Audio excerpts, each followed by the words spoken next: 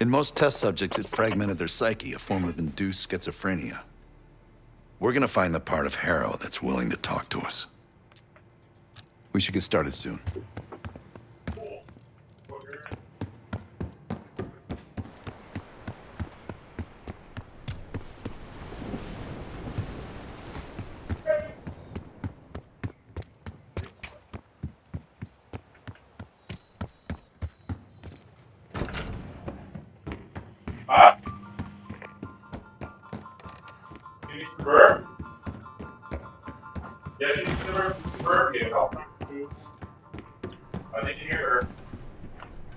There was a savvy play on someone's part to frame me for the Panama fiasco last year.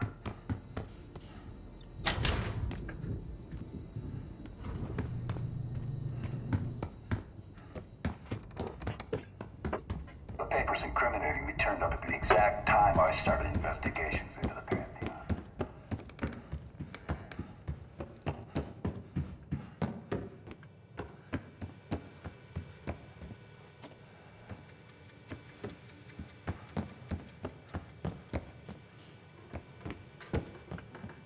Well, it's been a few months since I went off the grid, but leads have been slow to turn up. Though I do get one anonymous tip out of Avalon.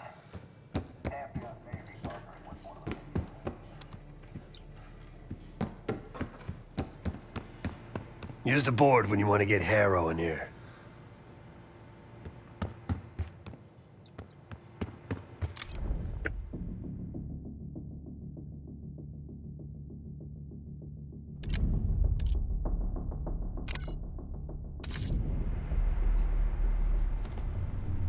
This won't be an exact science.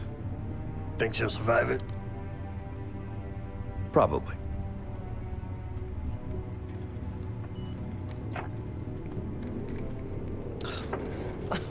Is all this really necessary? I am outnumbered 5.5 to 1. Just give me a fucking reason. Enough bullshit. Just tell us what you're doing with that bioweapon. This doesn't have to get ugly. Well, where's the fun in that? Jane, please, okay? You're better than this.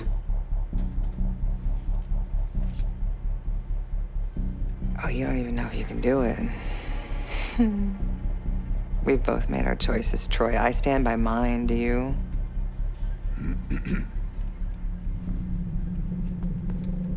I miss the old you. Ah! Let's see if she's still in there. Ah!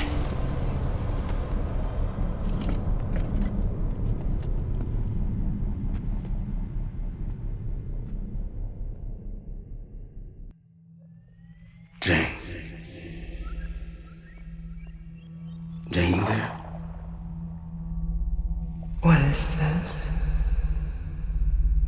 Had the cause of separation. Just relax. Relax.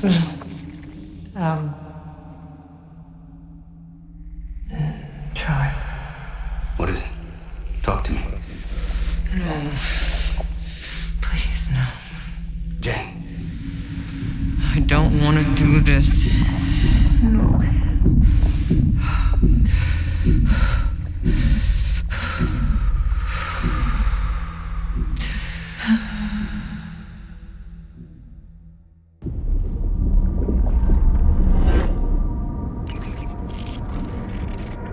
This is your true self, separated out from the rest.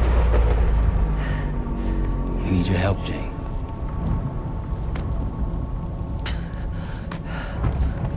There's a bioweapon, and you're planning an attack of some kind. Can you tell me about it? I can try. But I would never do something like that.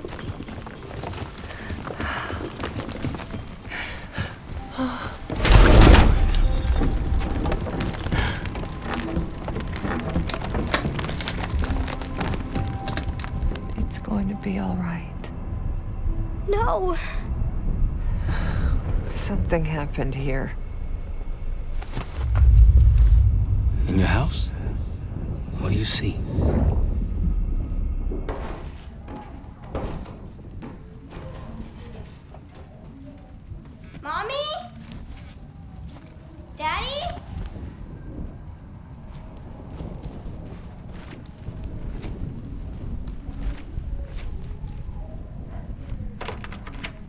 Jane, sweetie, listen to me. You're bleeding. I'll be fine. I had a little accident, that's all. Mommy needs you to stay in your room. Why do you have a gun? Jane, just get under your bed and stay there as long as you can, okay? It's like you're playing hide and seek. I don't want to. Jane, please, get under the bed, okay? Just get under the bed. I love you. I love you too. A childhood memory. Your mother was in danger? Yes. Why do you think you're remembering this now? I've never stopped remembering this, Troy. It made me who I am. Or was. Or will be. I don't know anymore. What about the cradle? Does that name mean anything to you? Maybe something to do with my mirror. Your mirror? Yes.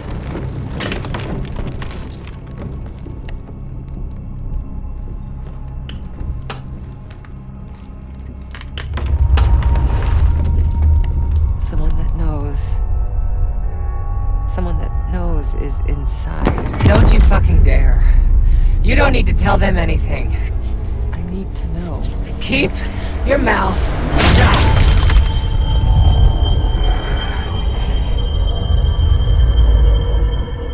Jane, you all right? I'm somewhere else. I have to fix the mirror. Put the pieces back together.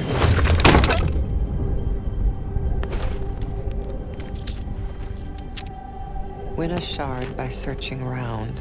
Solve the clues for numbers found.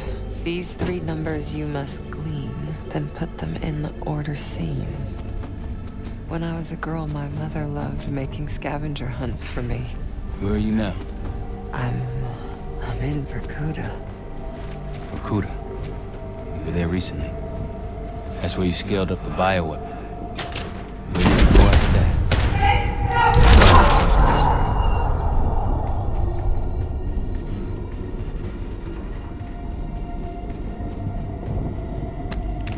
Working hard, wanting more, always seek the highest score. Your parents push you hard. I remember. It wasn't a bad thing. Firm but gentle. Things stick in those early years. I was 9 when my pop came home from Vietnam. Broken. That stuck. I understand. Does he? Does it work? Does it work? Huh? Does it work?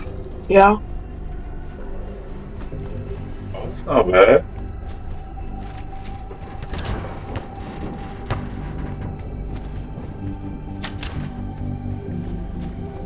There you go. How's it going? How long has it been? Let me see you. Let me see you. But you gotta fix your hair a little bit. Come on. Man, Bro, come on. Don't do that. Don't do that. I wanted to play this. You don't attend the picture? I It's do. okay, you can miss it. One's gonna miss it anyways. Will, you will? He's not even gonna be there. Come on, so you wanna miss it? No, but like,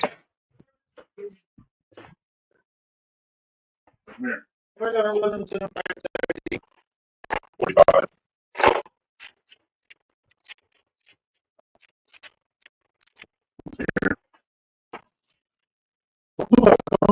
Are you cold? yeah.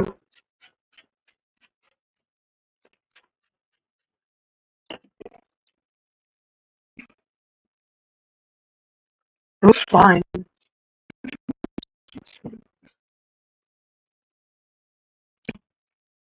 Oh, look. Man, should have got a haircut yesterday. Yeah. Huh?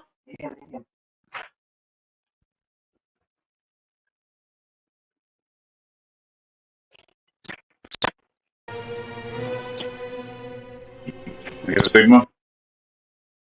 Hey,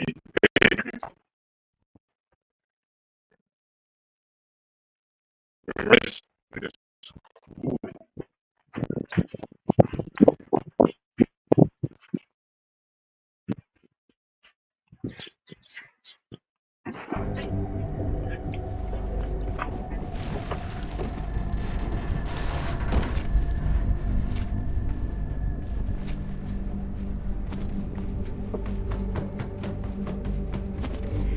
Shane, please, get under the bed, okay?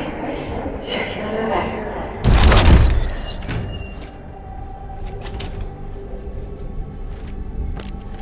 They came for tea and friendly chat. Count the guests and double that. I'm trying to picture you at a tea party.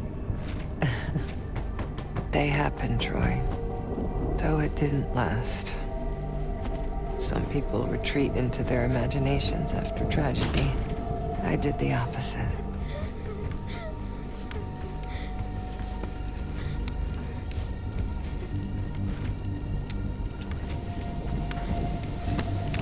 Count them all and let's begin. Trophies minus badges will get the win.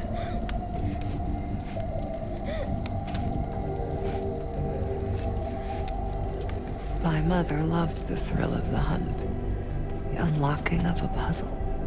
Apple doesn't fall far from the tree.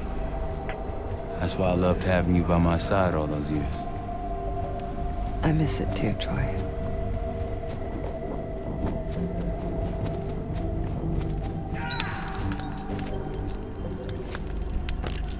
They came for tea and friendly chat. Count the guests and double that.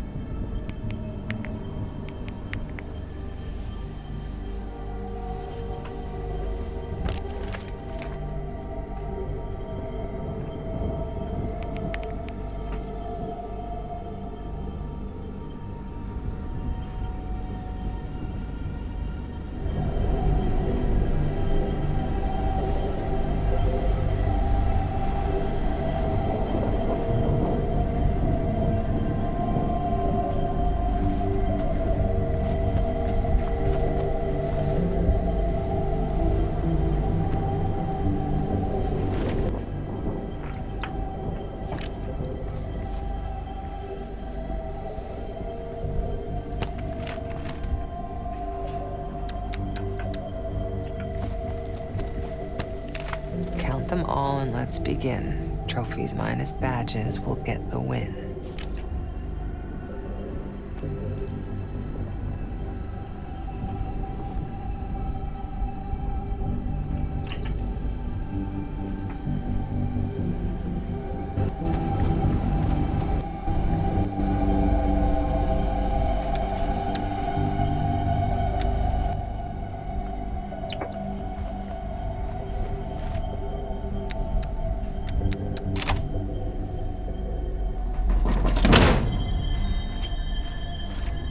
A shard. 2 more after this one. Progress, Troy. You got something for me? Getting closer. Here goes.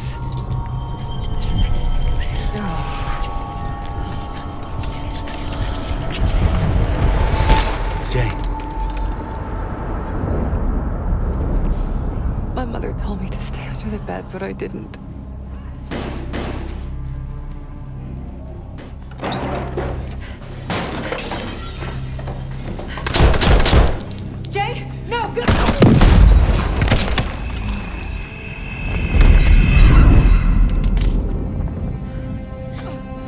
Jane, sweetie, save yourself. Whatever you have to do. No! Janie. Stay here. No. Look at me. Stay here. Don't make a sound. I'll come for you. Understand? Yes, but brave for me, okay? Be brave. You never told me this about how they died. It's not something you needed to know, Troy.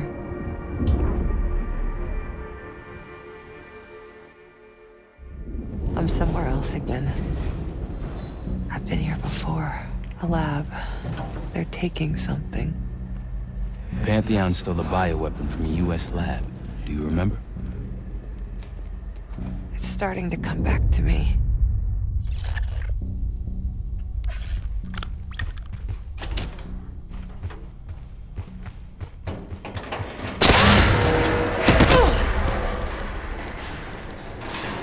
You okay?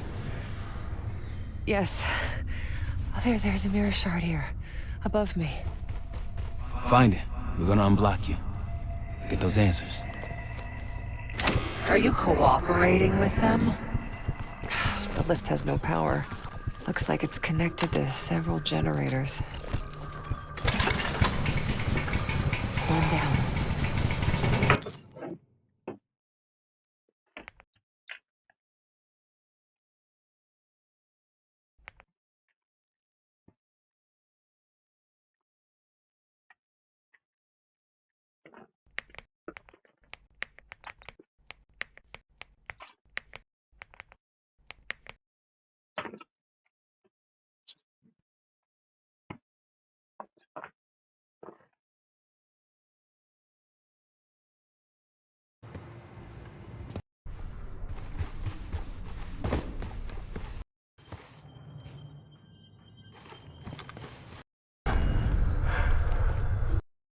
They're taking something.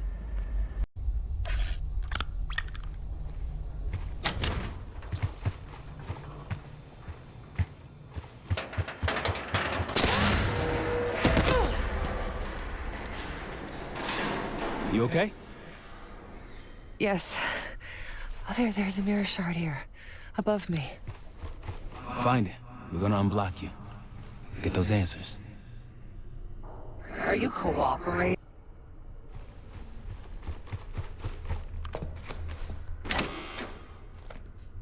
The lift has no power.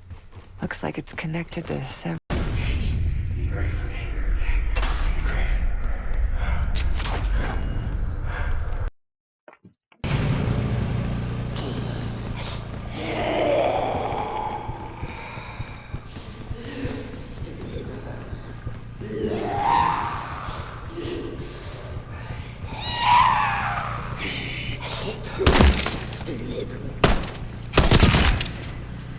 You don't owe them anything. You know that, don't you?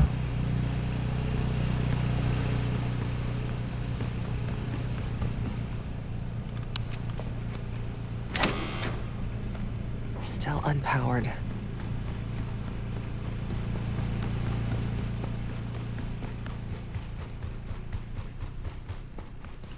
Yeah.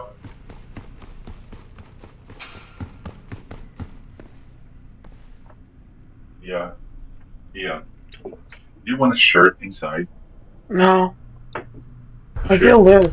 Come Huh? back to me. I feel loose. No. Okay, come on. Get up. Get up. Going? Get up. Does it feel like 30 minutes? Come on.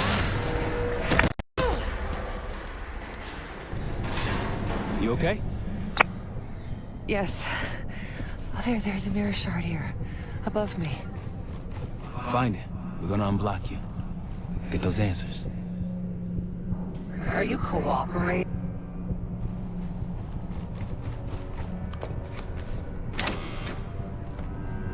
The lift has no power. Looks like it's connected to several generators.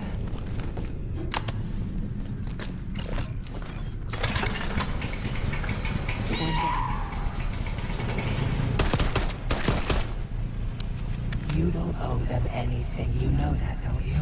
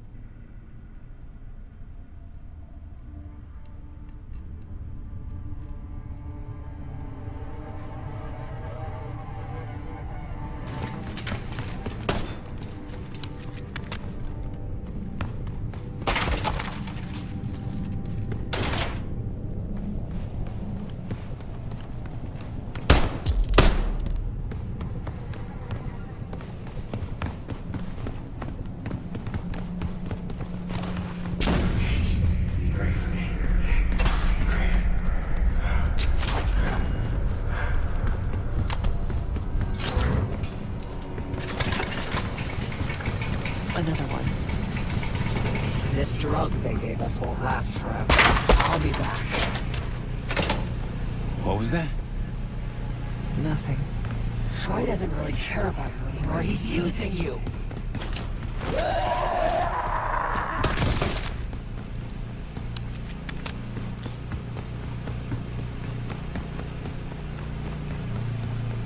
How's it going? You got anything for me? It's gonna take time, Troy.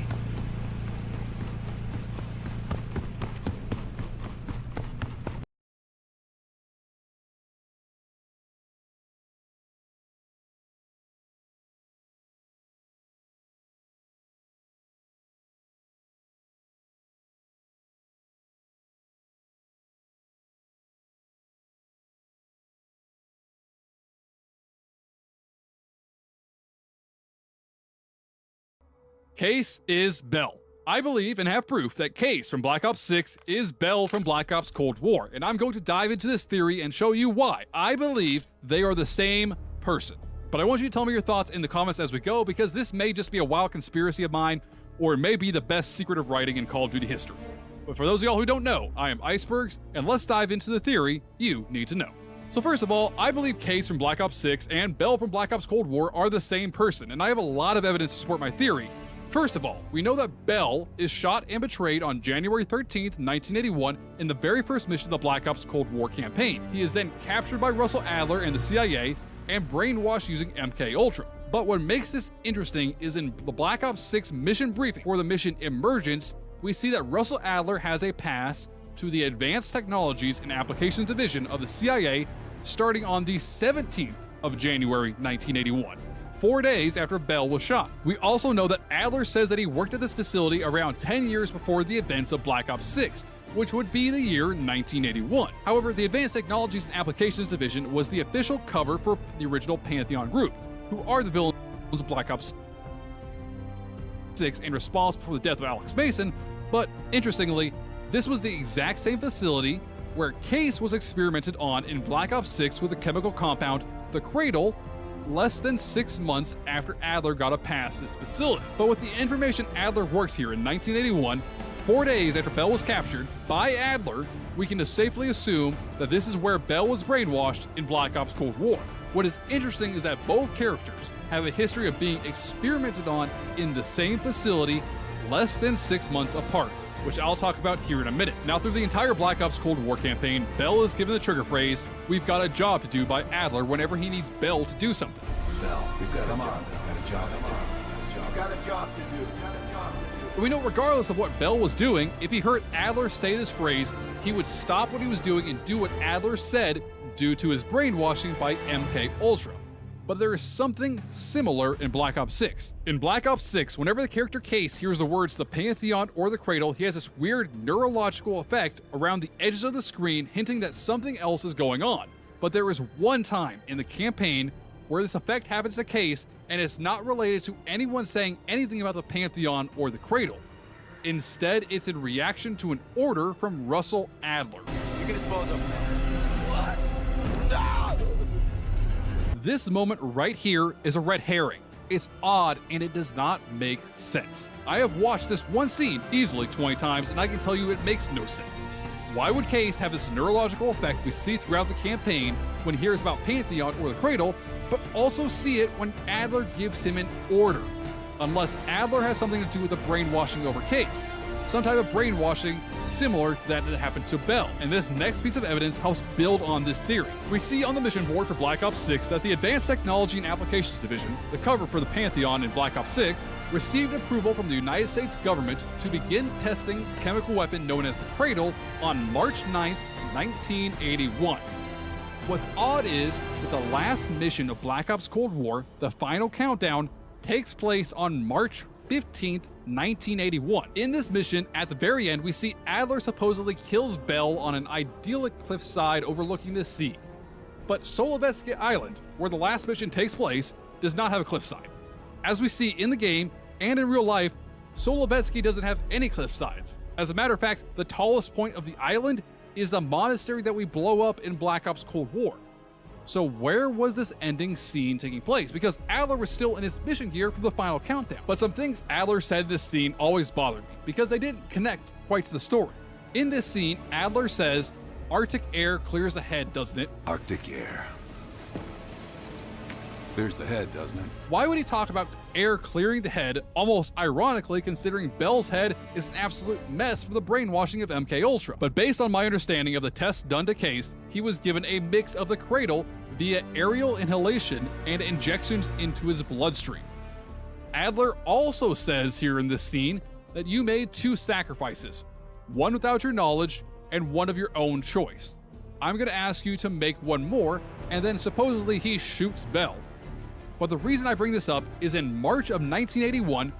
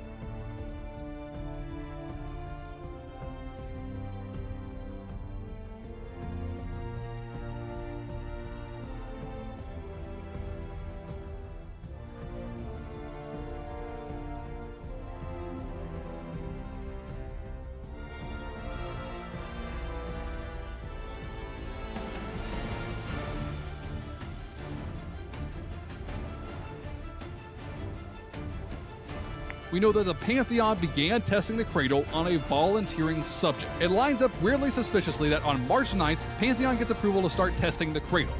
6 days later, Bell supposedly dies.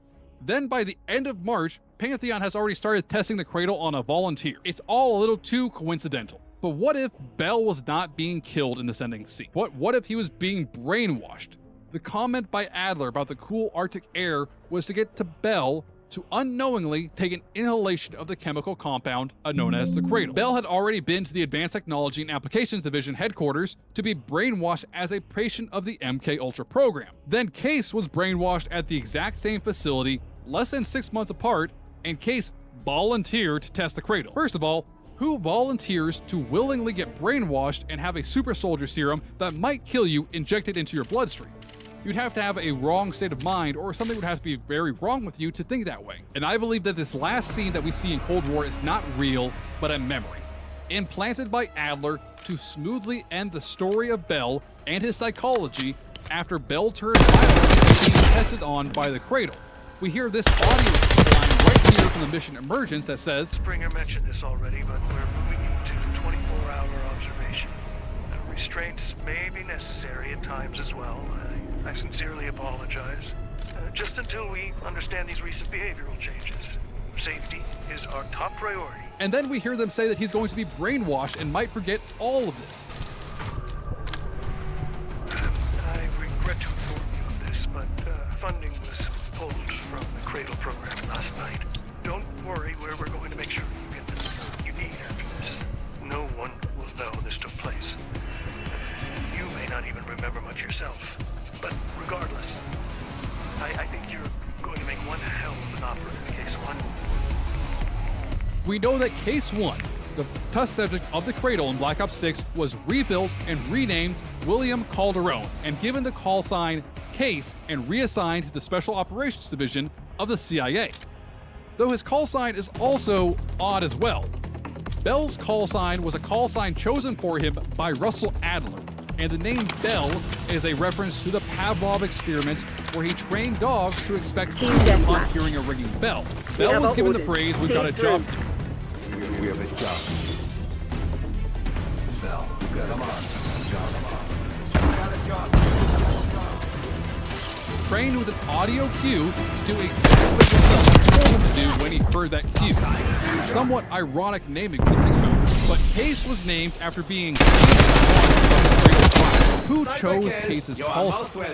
Because it's a very, very ironic call sign and very indicative of something that might have happened. Adler chose both of their call signs, and I think that it was done after Pantheon failed the original Cradle experiment. But if you want to know more about the story of this video right here, until next time, I'm Iceberg, your Call from G Informant. Stay frosty. The Black Ops universe has a twisted and complex story, but I'm going to break it down and help you understand the entire Black Ops storyline before Black Ops 6 under 15 minutes, so you know everything leading up to the brand new Black Ops 6 campaign from World War II to 1991. Let's dive right into the Black Ops story. The Black Ops storyline begins during World War II, as depicted in Call of Duty World at War, with Soviet soldiers Dmitry Petrenko and Viktor Reznov leading campaigns to reclaim Stalingrad and storm Berlin, ending World War II in Europe. Though Reznov and Petrenko were hailed as heroes of the Soviet Union's post-war strategy shifted to creating weapons to confront the United States, rather than glorifying old war heroes. In the aftermath of World War II, in October of 1945, Soviet officer Nikita Dragovich is tasked with capturing a Nazi scientist named Frederick Steiner, who has developed a new bioweapon called BO6, a staple of Black Ops games moving forward. Alongside Dragovich is his new brutal lieutenant, Len Kravchenko. Dragovich and Kravchenko end up leading a squad of former Soviet heroes, including Reznov and Petrenko, to capture Steiner and his new chemical creation. After a series of battles, Reznov's squad captures a German ship loaded with Nova 6. But Dragovich betrays them, using Petrenko as a test subject for the new bioweapon and tries to use the new bioweapon on Viktor Reznov as well. Reznov narrowly escapes as British SAS and Russian forces begin fighting over the Nova freighter. And ultimately, he blows up this ship so no one can get their hands on Nova 6. As he runs through the Arctic, he is later captured by Soviet forces and imprisoned in the Vorkuta Gulag, branded a traitor.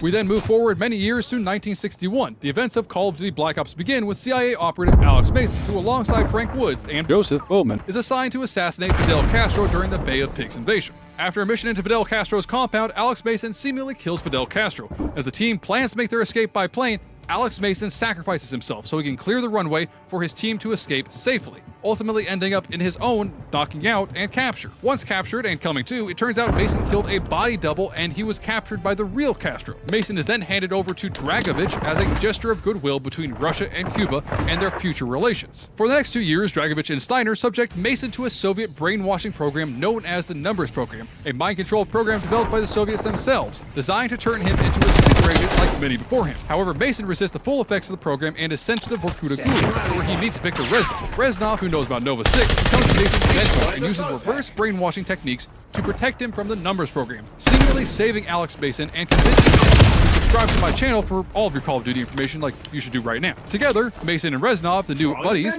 plan and execute a prison break, but while Mason escapes, Victor Reznov sacrifices himself, ensuring Alex Mason's freedom. By late 1963, Alex Mason was back with the CIA and personally briefed by President John F. Kennedy for a dangerous mission to stop a Soviet rocket launch. However, during the meeting with Kennedy, Mason experiences a hallucination of himself assassinating the president, an effect of the Numbers Program he was subjected to in Russia. Soon after, Mason, Woods, and Bowman infiltrate a Russian space facility ran by Lev Kravchenko and try to prevent the launch of the Soyuz 2 rocket, which could give the Soviets an upper hand in the space race. They save a captured informant, Grigory Weaver, but the rocket launches before they can stop it. Mason ends up successfully shooting it down with a portable launcher, and they fail to capture Lev Kravchenko, frustrating Mason. Upon returning to the United States, Alex Mason heads to Dallas and is photographed around JFK the day he was assassinated, as well as hearing a numbers command that tells him information about the details of how John F. Kennedy was assassinated, insinuating that Mason himself may have killed JFK. We move forward to 1968, with Mason and his team heading to Vietnam during the Tet Offensive to reconnect with Woods and their new CIA handler, Jason Hudson. The group is tasked with finding evidence of a Soviet plot involving Nova 6 and the Numbers Program in Vietnam, which Dragovich, Kravchenko, and Steiner are still pursuing. After intense battles in Vietnam, including the defense of Khe Sanh and a search for a Russian informant who turns out to be Victor Reznov, Alex Mason and his new BO6 team work to try to stop this new Soviet plot. Mason working alongside Reznov once again, when he mysteriously disappears and reappears throughout these missions. Parallel to Mason's efforts, CIA operatives Russell Adler and Lawrence Sims search for the elusive Soviet agent Perseus in Vietnam. Perseus is helping the Viet Cong, and their mission uncovers proof of Soviet involvement in Vietnam. In the following days, the United States shoots down a Soviet plane carrying Nova 6, leading to a confrontation with Dragovich and Kravchenko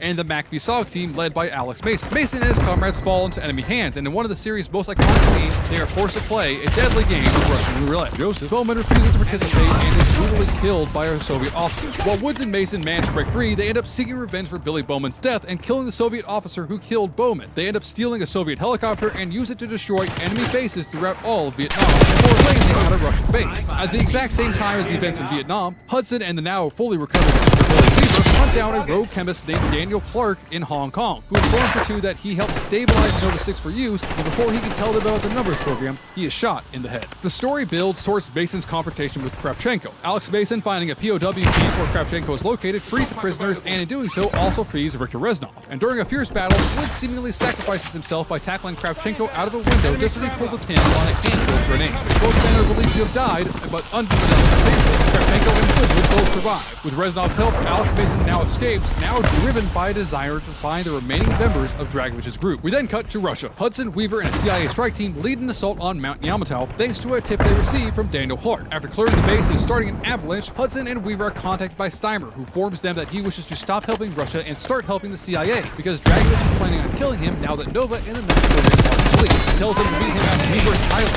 He escapes and avalanche buries Mount Yamato, hiding its secrets until it is unburied in the future. The pinnacle of the story culminates on Rebirth Island, where Mason and Reznov hunt down Steiner, engineer of Nova 6 and creator of the Numbers Program. Mason and Reznov battle through Soviet forces to confront Steiner, and when they finally reach him, Reznov exacts his revenge. And on the other side of the island, Hudson and Weaver lead an assault alongside Russell Adler and Lawrence Sims to capture intelligence and save Frederick Steiner so he can inform them of Dragovich's plan. Ultimately, Hudson and Weaver fail, witnessing Alex Mason killing Steiner, proclaiming that he was Victor Reznov. On the other side of the island, Adler looks for inspiration as he tortures a high-ranking Soviet officer, ultimately cuts out his eye as revenge for Weaver, losing his eye as Kravchenko to Soviet soldiers many years ago. In the final stages of Black Ops, Mason is interrogated on February 25th, 1968 about his past and why he killed Steiner. He insists it was Victor Reznov, going to learn that Reznov has been dead for years and never physically accompanied him at any point past his initial escape. Flashbacks reveal Victor Reznov brainwashed Mason, leading him to target Dragovich, Kravchenko, and Steiner as revenge for him killing Weaver.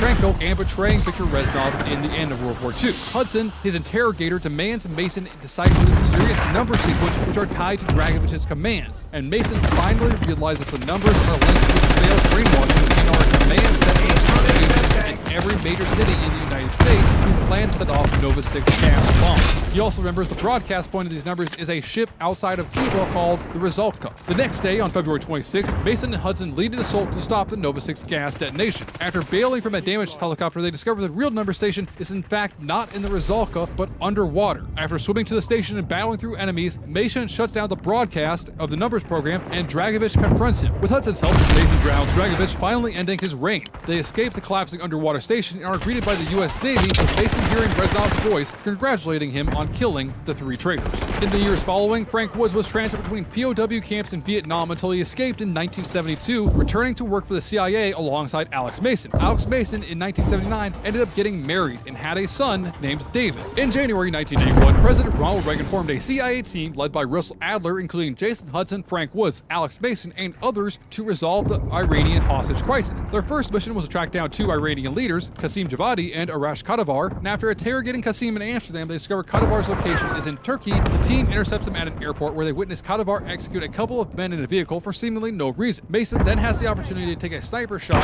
but ends up missing. This results in a firefight, and Kadivar tries to take off in his plane down the runway. After blowing up Kadivar's plane, Kadivar reveals information about a Soviet spy, Perseus, before Adler executes him, revealing Perseus is still alive and did not, in fact, die during the time. In February of 1981, we were then introduced to Bell, a new member of the CIA team who served in Vietnam with Russell Adler and Lawrence Sims. The team set their sights on Anton Volkov, a Russian arms dealer linked to Perseus. After tracking down one of Volkov's subordinates, Grant Charles, Bell infiltrates Haas's apartment, where Bell plants a bomb. After doing so, he is knocked out and captured, but later rescued by the CIA strike, and after the rescue, they eventually corner and capture Anton Volkov. Following Anton Volkov's capture, intel leads the team to a Soviet complex in Ukraine, where Woods and Bell discover a mock American town to train Soviet soldiers. Inside, they discover Operation Greenlight on a Russian computer. Greenlight is a U.S. program involving nuclear bombs placed throughout many European cities, and one of which has been stolen by the rogue agent Perseus. Tensions rise as Adler confronts Hudson about the secret program and it being the real reason why the team was assembled, which results in Woods punching Hudson. Adler realizes the stolen bomb could make the United States global enemy #1 if Perseus detonates. In March of 1981, Mason and Woods head to Yamantau to recover a Soviet mainframe linked to Perseus and the numbers program. With the help of KGB insider Dmitry Belikov, Mason and Woods retrieve the mainframe. The data contains information on sleeper agents from the Dragovich numbers program, but is too corrupted to be fully useful. So the CIA team plans an infiltration of the Lubyanka building in Moscow to recover the uncorrupted list. And upon Belikov's leaving Adler and Bell into the Lubyanka building, they start a full firefight on their way out to escape the Lubyanka building with the list of sleeper agents from the numbers program, ultimately escaping in a vehicle thanks to Lazar. The CIA strike team then travels to Cuba, where they track down a sleeper agent by the name of Hastings, involved in Perseus' plan to use the nuclear bomb from Operation Greenlight. It's then in the dying moments of Hastings that he reveals he reversed engineered the stolen nuke so that Perseus could set off all of the Greenlight nukes simultaneously. A firefight ensues and the team suffers casualties. Bell is forced to leave Lazar behind as he escapes via Skyhook, instead opting to save Helen Park and take her with him. After the failed mission in Cuba, an injured Bell is taken back to the CIA safe house, where Adler subjects him to intense interrogation and mind control, forcing Bell to recall their Vietnam experiences and memories. It's revealed that these are false memories implanted after he was injured when Kadivar shot him earlier in the campaign at the airfield in Turkey. Bell was in fact previously a Perseus operative, brainwashed by Adler to assist the CIA. He was controlled by Adler using the trigger phrase, "We've got a job to do." Despite this, Bell reveals Perseus' plans, detonating Greenlight nukes from Solovetsky Island. With Reagan's approval, the CIA assembles a naval task force to stop Perseus. The team infiltrates Solovetsky, destroys anti-aircraft defenses, and prevents the activation of nukes by bombing the island. Bell is injured in the bombing, but the operation succeeds, and in the end, Adler takes Bell to a cliffside where he quickly thanks Bell for his sacrifice. Before drawing his pistol, he fades the flag as Bell shoots his face. World War campaign, Alex Mason and Frank Woods trying to stop the Menendez drug cartel by killing their leader Jose Menendez in 1991, but not killing his son, allowing 19-year-old Raul Menendez to escape. Following the operation to stop Perseus Menendez cartel, Adler decided to retire from service, choosing to go live in Alaska with his son and wife and live the idyllic retired life. In 1984, Victor Stitch Kuzmin, a Soviet officer tortured by Adler during the CIA's 1968 assault on Rupert Island, takes over as the leader of the using his experience in Nova 6. Stitch then captures and brainwashes Adler, turning him into a pawn for Perseus. While Adler is held captive, Stitch's agents steal the Numbers protocol data from Yamatow, destroying it with a small Neo cube upon leaving, ultimately ending the story of Yamatow. Stitch then starts spreading a brainwashing signal across the world, and activates the Dragon's system. Adler fights back against his brainwashing, detonating World War II bombs throughout Verdansk to stop the broadcast before being recaptured by the CIA. Amid this, Alex Mason's wife dies, leaving him devastated. He returns to the CIA to help Adler, despite leaving his son, David, to cope alone. With Woods and Hudson and Mason's help, Adler regains control of his mind. In the final encounter, Stitch reveals that Perseus is dead.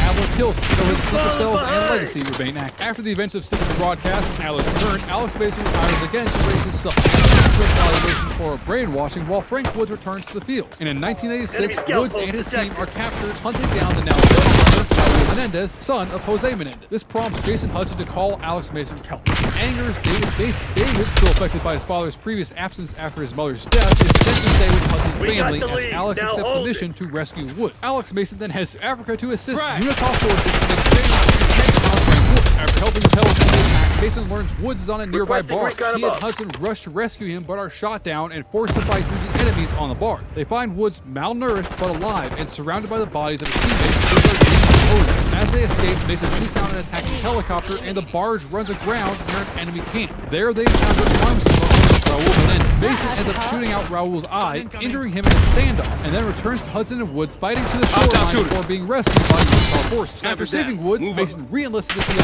once again in September of 1986. He is sent alongside Frank Woods to Afghanistan to aid Mujahideen against the Soviet invasion. Secret upon arrival, Mujahideen leaves out their ability, but Soviet forces attack, forcing Mason and Woods to defend the team on horseback, destroying tanks and helicopters. A massive Soviet assault arrives, and Mason defeats Lev Kravchenko, blowing up his tank. Furious over his past imprisonment, during the interrogation of Kravchenko states there's a small CIA, Woods kills Kravchenko. Mujahideen then betrayed the CIA almost immediately, leaving Mason, Hudson, and Woods stranded in the desert. Mason hallucinating to help save him and his team. We then move forward a few months, and Noriega, general of the Panamanian military, and the CIA team up to capture Raul Menendez. While Menendez sits with his sister, the Panamanian soldiers attack. Enraged, Menendez kills an officer but is subdued. Later, Noriega frees him, but Menendez attacks Noriega upon hearing Josefina's cries. Fueled by rage, Menendez fights to the village to save her, but a grenade accidentally kills Josefina.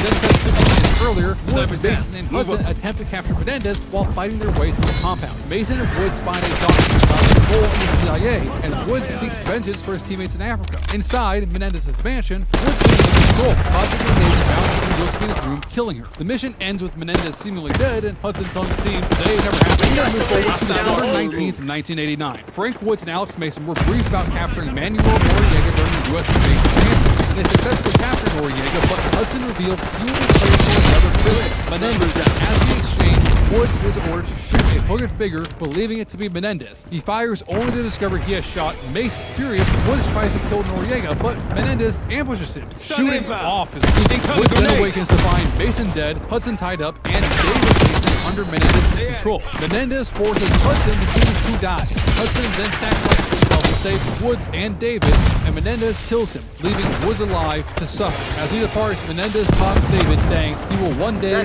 seek revenge. We then move forward to the year 1990. A few months have passed since the deaths of Alex Mason and Jason Hudson, and after a thorough investigation, the deputy director of the CIA, Daniel Livingstone, determines the mole responsible for this chain reaction, where Woods was tricked into shooting Mason and causing Hudson's death, was in fact Russell Adams, who puts out a most-wanted target on his back. But we do know at the start of Black Ops 6, he is in fact in the Middle East doing something to try and stop the mystery group Pantheon, leaving you with everything you need to know about the Black Ops franchise before Black Ops 6. Also make sure to subscribe to that video stream on the file and talking about everything you need to know about the villain of Black Ops 6, Pantheon. And until next time, I'm Iceberg, you are Call of Duty Informant.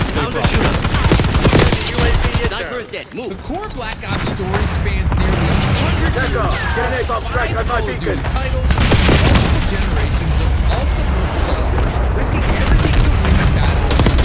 We have the edge. Don't get caught. This shit ain't over. When I was 11 years old, I watched a movie called Iron Man. This movie blew me away. The visuals, the characters, the new technologies. As a kid, it was just so exciting. And then I grew up. I forgot about Iron Man. Until the other day, Enemy napalm I strike rewatched the incoming. movie for the first time as an adult, and it gave me an idea. I am going to recreate Iron Man in my bedroom, along with Iron Man and also my other favorite Marvel movies, which means I need to make shots, gather props, film, act, direct, and edit 3 separate scenes to see if I'm capable of recreating superhero movies at home. If you've ever watched behind-the-scenes footage from Marvel movies, you understand that what I'm trying to do here is not easy, and the pressure is on. By the end of the video, I'll be premiering all 3 scenes to the biggest Marvel fan I know. But we'll get to that. First, we just need to figure out how to make the scenes. These movies rely heavily on visual effects, which means a lot of the footage is shot in a studio using green screen.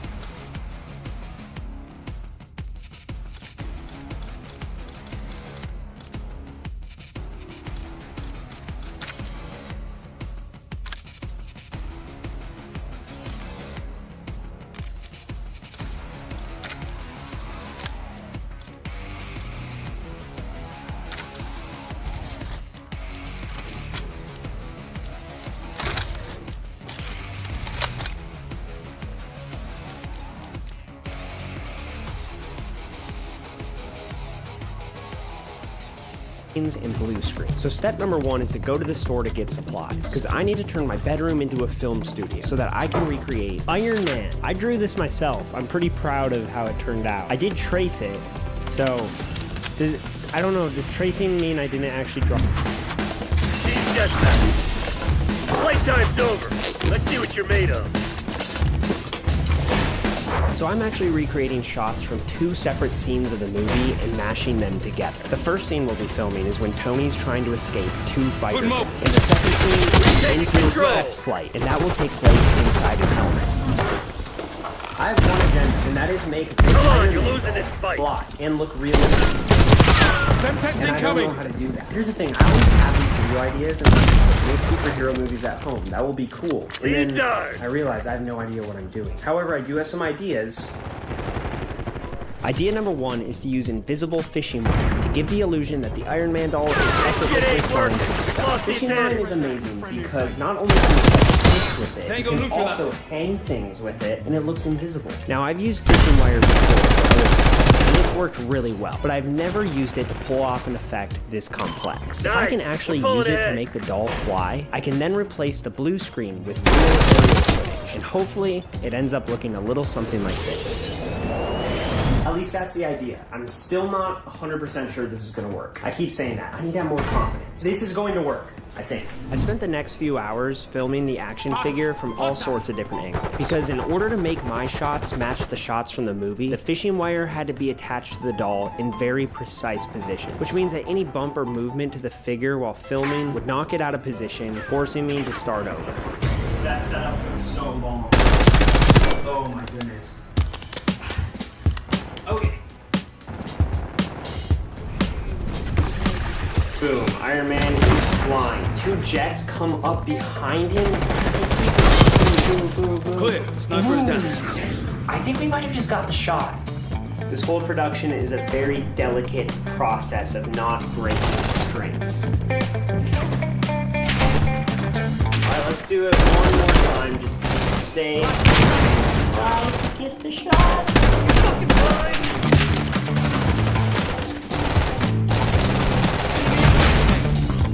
Good morning.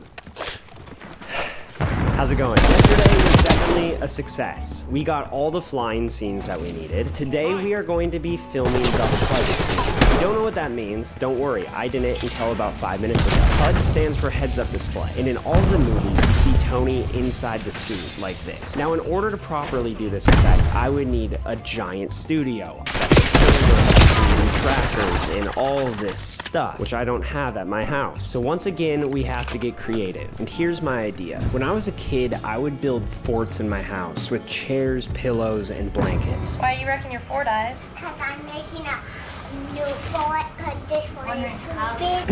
When I say that I am a veteran fort builder, you can trust me. I've literally been doing this since I was a baby. And honestly, that's pretty much what I'm doing right now. I'm just building a fort to film in. You see, when Tony's inside the HUD, shadows wrap around his face and make it almost look like his head's floating. So what I'm thinking is if I put on black clothes and shut the shades, the shadows will engulf the shot and make it look like my head's floating as well. Okay guys, welcome to the inside of Tony Stark's helmet, also known as some blankets in my bedroom. I got a camera, I got a light, I got a microphone. I also have this wet rag to wipe my face down so that it looks like I'm in a high intensity flying situation. The thought here is to be flying away from like some jets or something. Again, I've never done this before, but I'm really excited to try this. Let's start filming. Here we go. Let's get it. Okay, I know this looks ridiculous right now, but just give me a minute, okay? It's about to look really cool. In order to replicate this shot of Tony putting on the helmet, I strapped 2 iPhones to my helmet with Google Images shining through the eye holes. Doing it this way means I don't have to add it digitally in the editing process.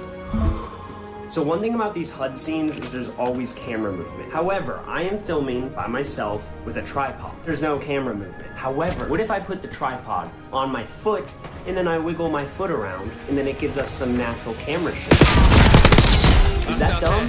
Or is that really genius? I don't know. Nobody told me that there were gonna be jets up here. I thought I was just going on a joyride. I'm quite possibly delivering some of the worst dialogue of all time. I have never flown a suit. What is that line? I didn't write a script, so everything I'm doing is just improv, but hopefully I can somewhat resemble Robert Downey Jr. Enemy long rifle, heads down.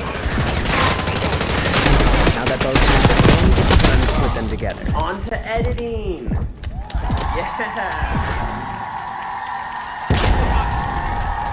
So, first order of business is hopping onto Storyblocks to find some HUD displays that I can use for the shot. I immediately found these 2 that had an Iron Man vibe, so I downloaded them and threw them over the footage. But I didn't stop there. I grabbed some insane aerial footage and tons of action sound effects to help bring this bedroom version of Iron Man to life. By now, you guys know that I typically don't ever attempt to do any visual effects myself, but Storyblocks makes it so easy with customizable templates, so even a guy like me can make something look good. If you want to get started with unlimited stock media downloads at one set price, head to storyblocks.com/Isaac Carlton or click the link in the description. So thank you Storyblocks for sponsoring this video and helping me make this scene.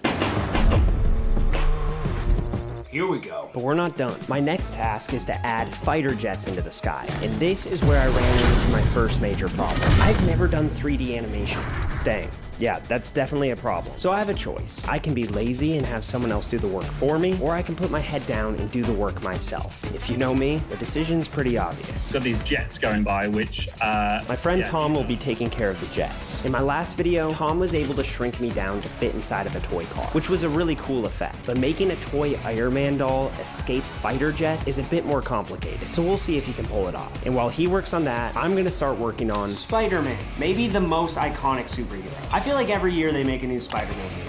People obviously like this guy, and every single Spider-Man movie has a web shooting scene. And I thought that would be a perfect scene to recreate in my bedroom. Also, if you're wondering why there's a giant lamp in the shot, I just went to Goodwill to buy this because I want to recreate this moment.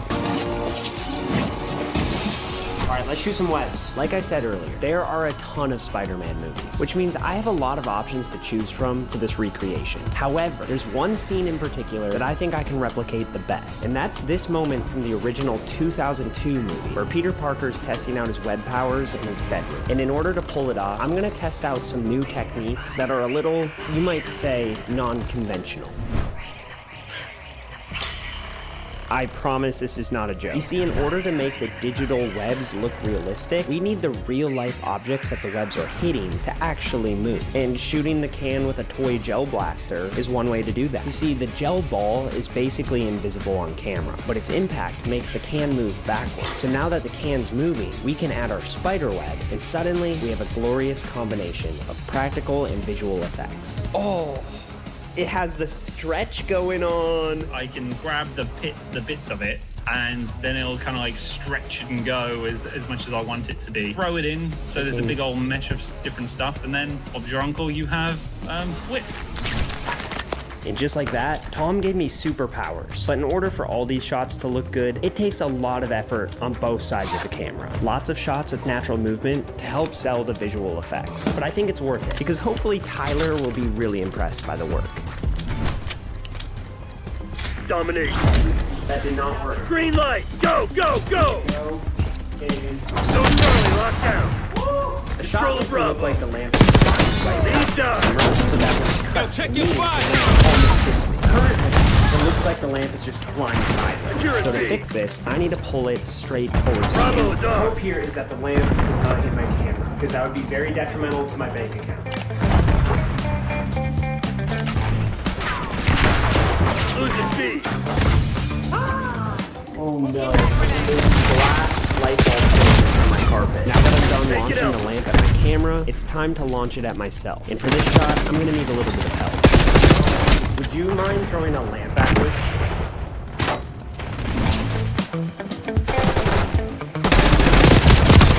Go, 3, 2, 1, throw. Throw it pretty good. Throw it pretty hard. Knock him back.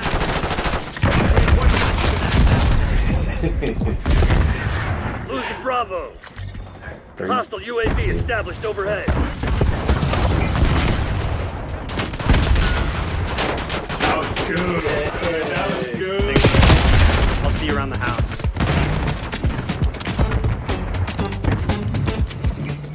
That looks pretty good. With sound design, that's gonna be crazy. The room is about to get messy.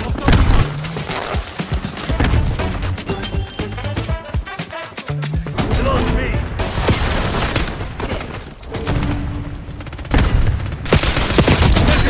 Front. Taking Bravo underway. Okay, I know this sounds like a joke because I always make this joke. I wasn't recording. But this time, I genuinely just forgot to hit record.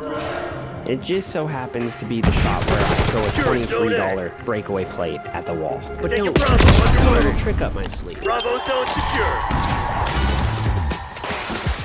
So, I broke another plate, and I had fun doing it. And this time I did hit record, thankfully. I also had to clean up after, and that was not very fun, but it is necessary, because we are now Spider-Man does whatever it can. What you've sent me has been really good. I've started like putting comps together. Oh yeah, no.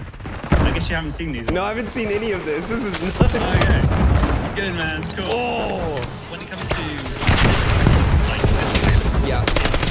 Now that Spider-Man's finished, we just have one scene to complete before Tyler comes over to the premiere. So without further ado, Captain America. This one is tough because I want a shield, but I don't want to buy one.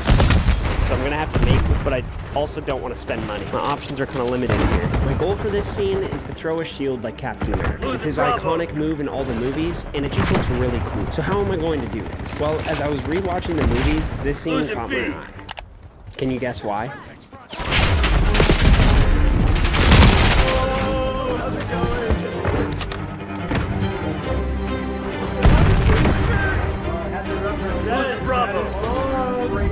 So, are you ready to see my recreations? I've seen a lot of Isaac Carlton in the past, but surely you cannot pull off. Going hot. Losing B. Bravo up. Control of Bravo.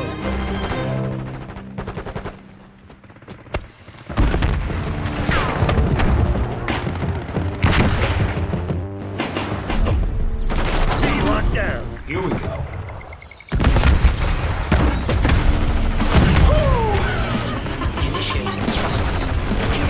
This feels like a video game, I'm not gonna lie. I cannot believe that I'm flying in the air right now. I'm definitely not in my bedroom. This is crazy. Firing Archangel. Is that a jet? That is correct, sir. Is that 2 jets? Incoming missile, sir.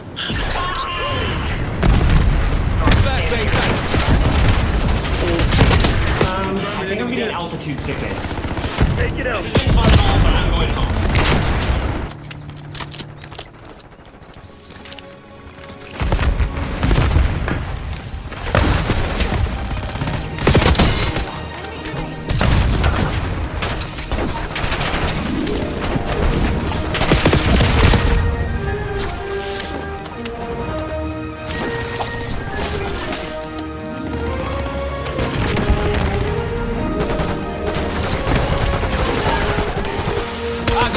Semtex. Semtex out. Taking A.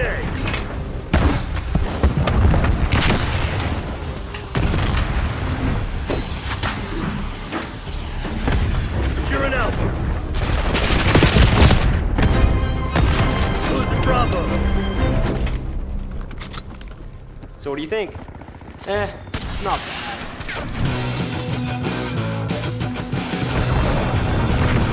Losing B.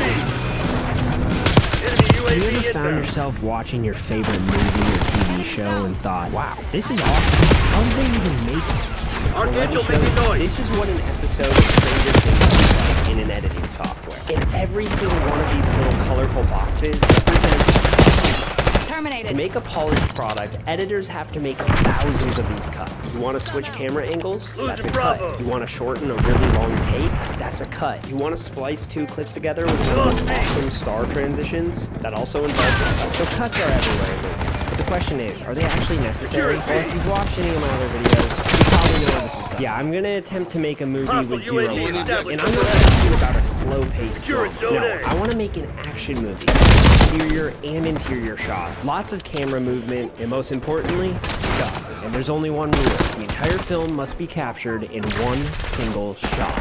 So, you might be curious why. It's because I've been editing and vlogging so much of that I actually broke the cut button on my keyboard. I pressed that thing so many times that it just eventually popped off, leaving me with no other option.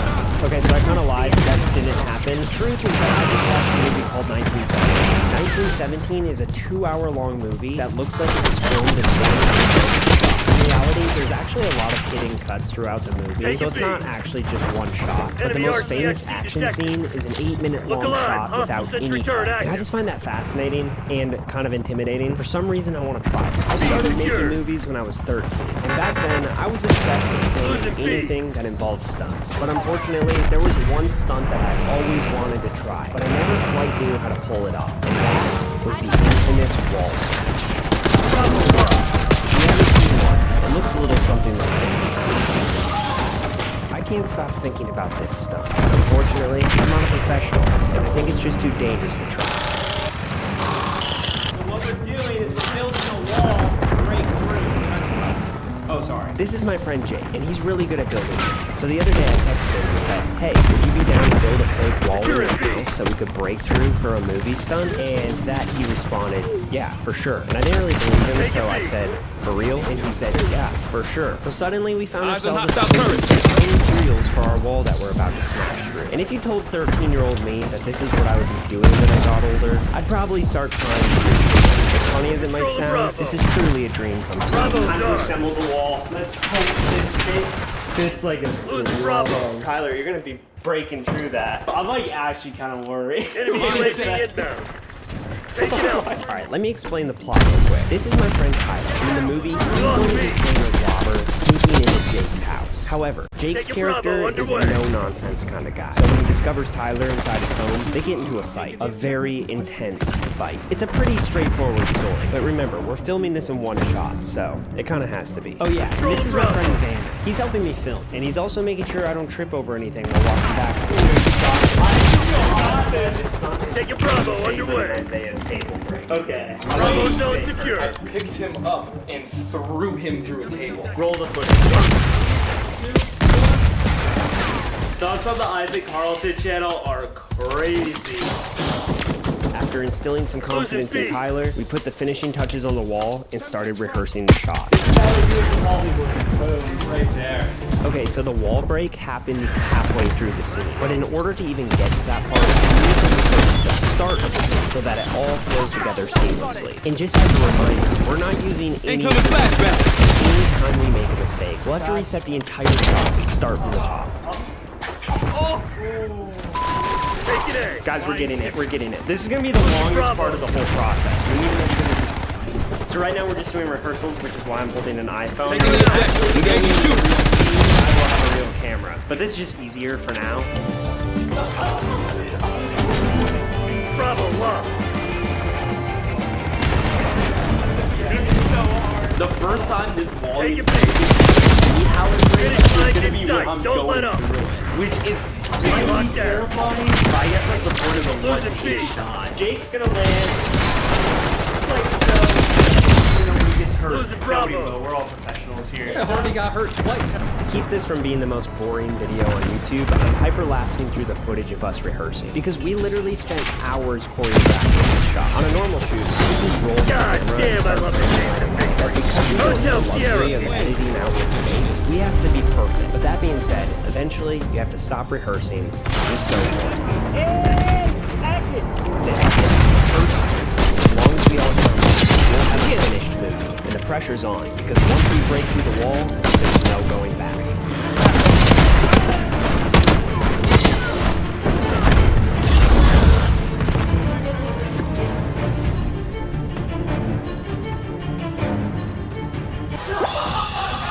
Literally, the start was perfect. It was like, do I just let you break through on the first take? And my heart's like racing. For the first take, that went incredibly well. But the reason we had to stop was because of this right here. Getting the spatula and wrench to lock together is really hard. So just like that, we're back to square one. Shot one, take two.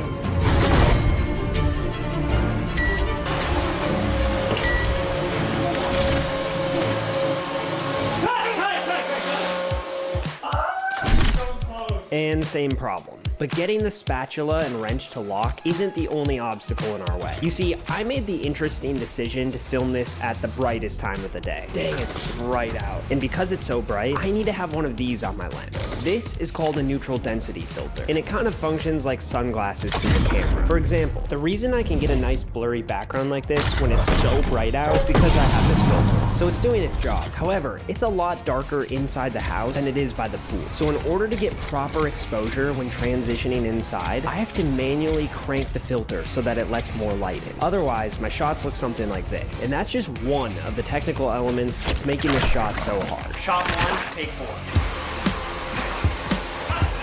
Shot one, take five. Some of my camera work was a little dodgy. Shot one, take six. I think we were inches away from success. Shot one, take seven. So it turns out this whole one-shot movie thing is a lot harder than I realized. So after several unsuccessful takes, I opened up Milanote for some inspiration. So for the past few days, I've been organizing literally every detail of this one-take movie into Milanote so that Jake, Tyler, and myself actually know what we're doing. I used a Milanote board to organize my entire pre-production process for this shot, and this is what it looks like. I started my board with reference images, which act as a storyboard for the shot we're trying to get. After that, I added some scenes for inspiration, including the infamous Mission Impossible bathroom roll, which gave us needed inspiration for our legs. Basically what we just did. Yeah. Also, genuinely just so satisfying to do. For instance, this is the board that I made for my video where I recreated Hollywood movies at home. Being able to just drag and drop reference images into one spot like this is very aesthetically pleasing. If you're interested in making some boards yourself, you can sign up to Milanote for free. Repeat, HBT under fire. Milanote for sponsoring this video. Alright guys, shot one, take 40. Actually, no, you know what? 9, I think. Okay. HBT has been eliminated. 8 takes, and every one of them is episode. Take 9 this time. HBT is taking fire. Keep the package safe. Your tactics aren't working. Find another way. They got our HBT. Friendly HBT on site. Keep them safe. Good looking out. HBT under fire. Repeat, HBT under fire.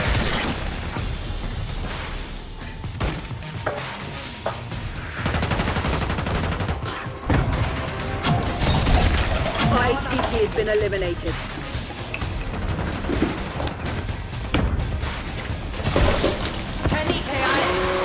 Protect our HBT. HBT is taking fire. Keep the package safe.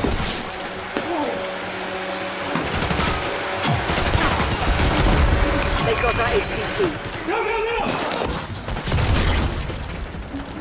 Friendly HBT on site. Keep So them you may safe. be thinking that I'm feeling HBT really under good. fire. Repeat, After all, we just HBT under smashed through fire. the wall, and it looked Our amazing. HBT has been Well, it looked eliminated. amazing for about 2 seconds.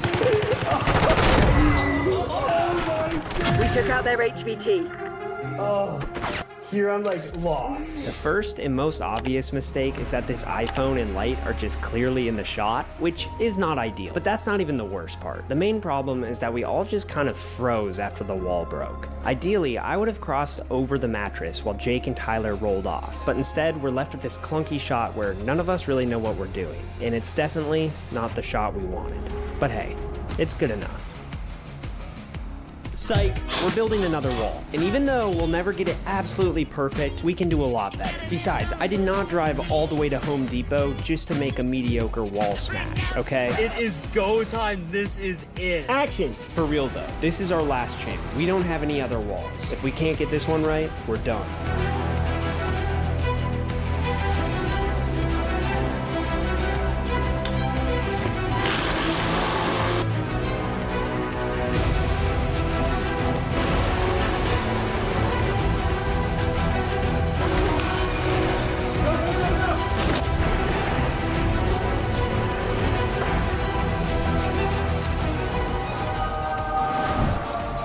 Just like that, a childhood dream came to life.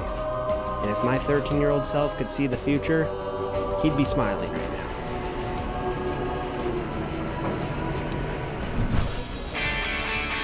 That's gonna leave a mark.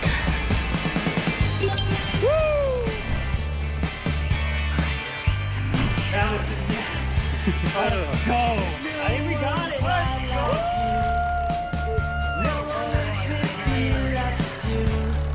I wasn't recording.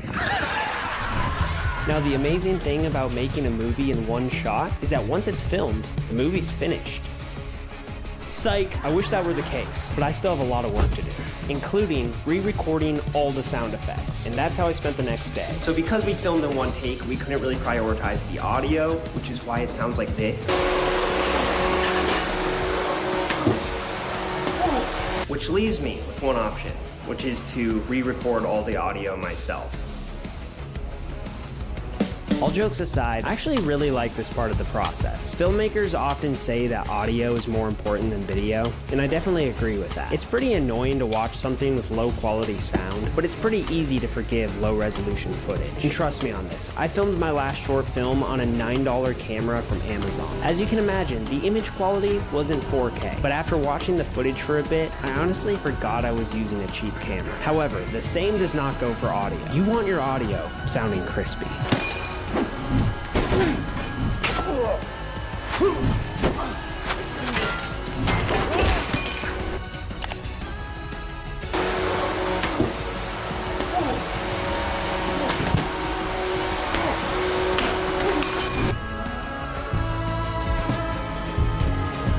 So I put all my sound effects in, and this is what I'm at. That's just for the fight scene. This took me like 6 hours. I have to get back to work. It took a few more hours, but I eventually finished the audio. And this is what the final timeline looks like. Lots of sound, but just one single shot. And a very special one at that. If you want to watch the finished movie, you can click the link right here. Let me know what you think. This was so much fun. Also very hard. I cannot imagine making a full-length movie this way, but I'm sure someone could do it. Probably not me. But anyway, thank you so much for watching. I'll see you in the next video. Making movies is expensive. The average Hollywood film costs $65 million, which means for every minute we see on screen, $700,000 is spent. Look, I don't have $65 million, but I do have a crispy $1 bill, and I'm gonna see if I can make a movie with it. That's right. For the next few days, I'll be channeling my inner Dave Ramsey as I attempt to make a short film with a budget of $1. I need to think of an idea, write a script, gather props, direct, act, shoot, edit, and export a finished film without spending more than $1. So the question is, can it be done? Well, as the great Dave Ramsey always says, we'll see. Does he actually say that? The rules are simple. I can't spend more than $1. So any filming equipment that I use has to be items that I already own, which means I can't use my regular editing software because it's a subscription. Technically, I don't even own it. Instead, I'll be making this movie on CapCut, which is a free editing software that anyone can download. All right, CapCut is downloaded. Now, I need to think of an idea and write a script. While I was thinking of story ideas, I kept getting this image of a ball rolling around my house and leading me somewhere mysterious. And that got me thinking, what if I spent my dollar on a prop? More specifically, a glow-in-the-dark bouncy ball that should look pretty cool on camera. Okay, this thing says, throw ball against a hard surface, break the core, and activate.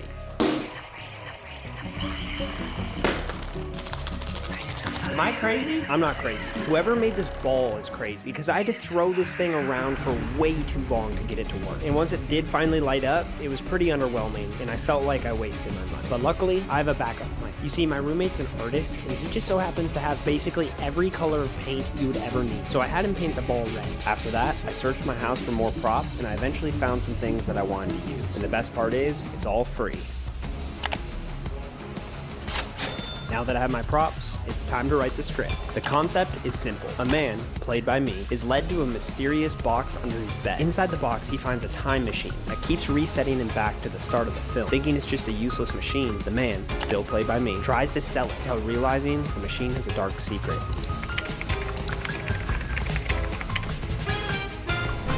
Alright, it's not completely dark out yet, but I'm gonna start setting up the lights so that I can just start filming. So I just mounted this light stand to this C-stand. I am gonna attach the camera to that. Hopefully it doesn't fall over and land on my face. You might be wondering why I'm doing this. Why don't I have the proper equipment? Remember, I only have $1 to spend. I used that $1 on that stupid bouncy ball. As you can see, it works like a charm. This is actually broken. Tighten that thing up all the way. Should give me a nice top-down shot. Hello. If this thing falls on me, I'm gonna have a broken nose. Once the sun went down, I started getting the room ready to film the opening scene of the movie. And let's just say it didn't go exactly as planned. All right, shot one, take one, action.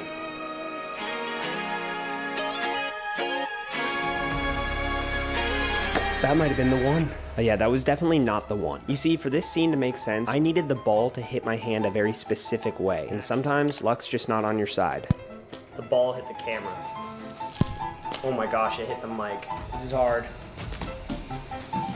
Dang. And action. It's like my 10th take of this. I cannot get this shot. Take 11, take 12, here we go. Oh my god. And after just 14 takes, I got the shot. And I had complete confidence in my abilities. I have to check this before we move on, because that took way too long. Take 14. I think that one was good. That might have been it. The opening shot is done, so now we just need to do all the flashbacks to whenever I use the device. Anytime I use the time machine, I get sent back into the living room. So I decided to batch film all of these moments at the start. Filming shots out of order like this can get pretty confusing, so I made a shot list to ensure that I get every angle I need. For creating the shot list, I used an app called Notion, which is completely free. But for my last short film, I just used the Notes app on my phone. It really doesn't matter what you use, it's just about staying organized. The only thing I'm seeing a problem with is the camera's kind of shaking every time my head hits the ground, but I should be able to stabilize that in post. Okay, I'm excited. Ah! Ah! Ah! This is awkward. I feel embarrassed and I'm by myself. At this point, it was almost midnight, and I realized that I was gonna need another full day in order to get this film shot. So I rolled my $1 ball around a little bit and then went to bed. This whole movie takes place in 2 rooms. The living room, where we're in right now, and the bedroom. Yesterday we got all the shots that take place here in the living room, but today we need to get all the shots in the bedroom.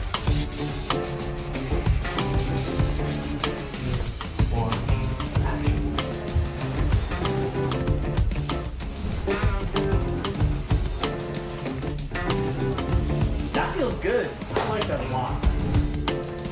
Okay, I've recorded this scene twice now, and both times my head is cut off. So I'm gonna record it for a 3rd time, and hopefully I get the framing right. Also, look at the tripod right now. When you have a $1 budget, you work with what you got, and it's great. It's working.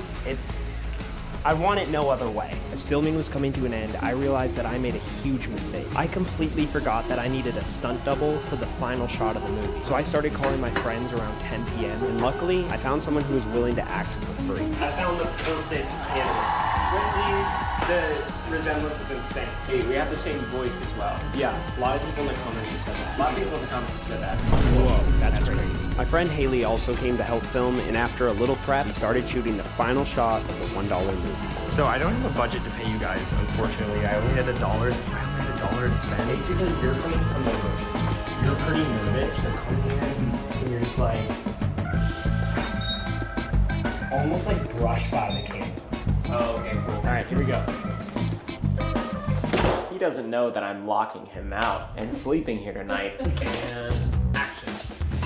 Dude, that's just you. Like, that's just you. You would never know. It's me, though. What if I'm holding a $1 bill? Bro, do you have $1? Yeah. Oh, I have $1. I have $1. Do you have a Oh, cool. How many do you have?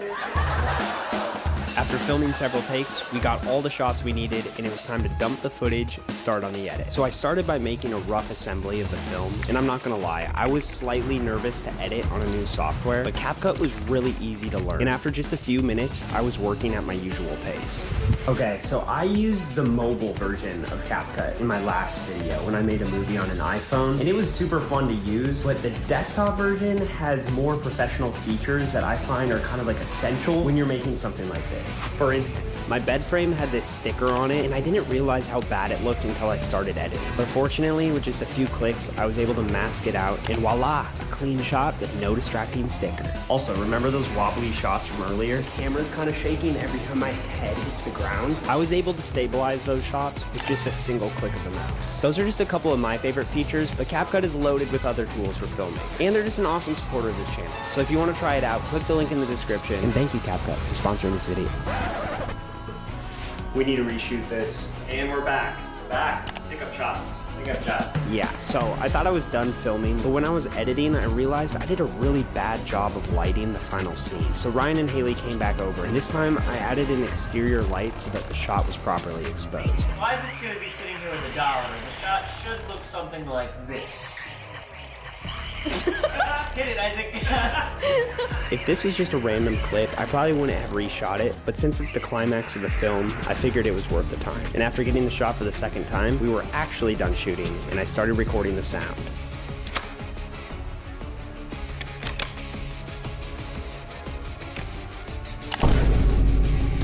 In almost all my videos, I show clips of me recording sound effects after I'm done filming. And the purpose for this is to get the best possible sound quality. It's hard to get the mic close enough to the action while filming, so I like to re-record the sounds afterward. It's also a really fun way to get creative. For example, if I record myself breaking stalks of celery, I can turn those sounds into something completely different. So with just a little bit of celery, you can make a shot go from this to this. Oh my gosh. Ow. I'm joking, guys. I did not break my neck. That was just the celery. I did kind of pull my neck a little too hard though, so it's kind of sore, unfortunately. Anyway, that's what good sound effects can do. Let's go record some more.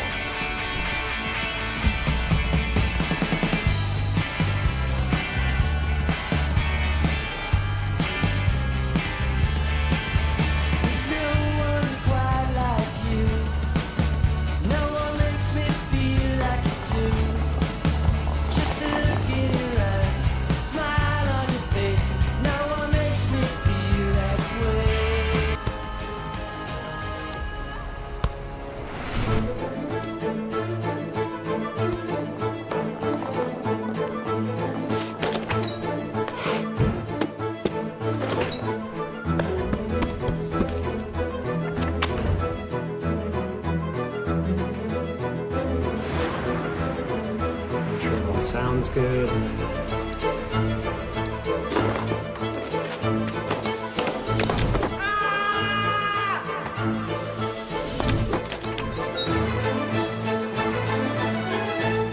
Alright, the film is done. If you want to watch it, you can click the link right here. This was really fun to make. And it was also just a good reminder that you can make stuff with things lying around your house. But don't buy that bouncy ball from Walmart. That thing was a piece of junk. I would have returned it, but I painted it red. Anyway, hope you guys liked the video. I'll see you in the next one. Cinema cameras are expensive. The most popular ones costing around $100,000. But that's just for the camera. Wait till you see how much the lenses cost. That's like a house. I don't really want to buy a house. Well, luckily, I don't have to, because I found a much more affordable option on Amazon. Introducing the Kids Camera Video Camcorder, a state-of-the-art piece of filmmaking technology that costs only $9 with a coupon. And over the next few days, I'll be attempting to film a real movie with it. That means I need to write a script, find a crew, direct, shoot, edit, and export a finished film, all while using a $9 camera that has puppy paw prints on it. So the question is, can this even be done? I actually have no idea. Let's find out. So first things first, I need to make sure this thing actually functions. According to the Amazon listing, it shoots HD video, which is very hard to believe. I mean, look at this picture. There is zero chance that that image was captured with this camera. It's time to hit the power button. I'm not fully confident this thing's gonna turn on. It was $9. No way. No way. What is this menu screen? Are there games? Okay, big deal. This camera has games on it. It doesn't matter. I'm not gonna play them because I have a movie to make. So I did end up playing the games for a little bit, and they were actually really fun, but the real test is the image quality. So after gaming for a bit, I switched to video mode and I started filming. In order to make a movie with this thing, I need to know its strengths and weaknesses. So I went around my house and filmed a ton of test footage. Now all that's left to do is dump it onto the computer and see how it looks.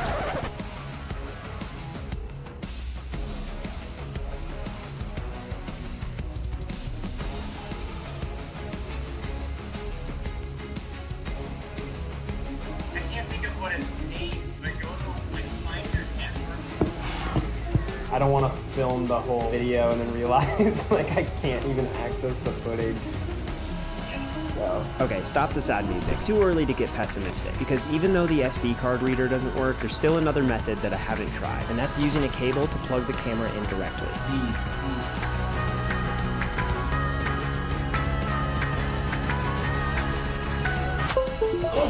We got it! It's on! There it is! And we're live. And the footage looks about what you'd expect for $9. It's not like the worst thing in the world, but you know, it's definitely not good. Ignore what I just said, but in my defense, the footage looked pretty good on the little flip out screen, but once I watched it on the computer, I realized that I got scammed. Remember how the Amazon listing said the camera shoots high definition video? Well, it definitely does not. For example, the video you're watching right now is what HD video looks like. It has a resolution of 1920 by 1080 pixels. In comparison, the kid's camera video camcorder shoots 640 by 480 pixels, which looks like this. A very cute, small, definitely not HD video. So in order to make the footage fill the screen, I have to zoom it in 225%, which unfortunately makes the image quality even worse. It makes the task of using it for a movie even that more challenging. I'm really gonna have to get creative here because this looks horrible. First things first, I need to find out what kind of movie I can even make with this camera. Because as we just saw, this footage isn't exactly beautiful. But then I remembered, there's an entire genre of movies that thrive using low resolution cameras. Most of these movies are either found footage thrillers or experimental films that use webcams, GoPros, and even doorbell cam. For my movie, I'm gonna have it take place through the lens of a home security system. So it's gonna be a little spooky. Well, if I do my job right, it's gonna be spooky, okay? The pressure is on me. I have to deliver. We'll see if I can. Here's my idea. It starts off with a man, played by me, who installs a brand new state-of-the-art home security system in his house. And everything seems to be going great. But like most movies, there's a bit of a twist, and things aren't exactly as they seem. The story takes a bit of a wild turn when the man, still played by me, gets an unexpected visitor.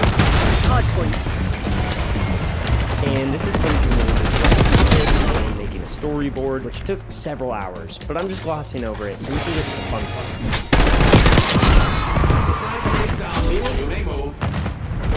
Amazing. You know, I wasn't expecting this. I know it probably looks like I'm just talking to myself here, which I am, but I won't be in the movie. You see, this security camera is state of the art, which means it has live surveillance built in. So once I start editing, I'll add the voice of a character named Dave. Hi, I'm Dave. I'm a technician for the security company, and I'm helping Isaac set up his brand new cameras. I don't have any hidden motives, and my character is definitely not up to anything nefarious. Yeah, that's who I'm supposed to be talking to here. But for now, I'm stuck talking to myself, which I found to be a lot harder than I anticipated. And I know I keep saying this, but this image quality is so bad. Just because the image quality is horrible doesn't mean we can't make a quality movie, because I have a magical trick that I can use, and it's called sound design.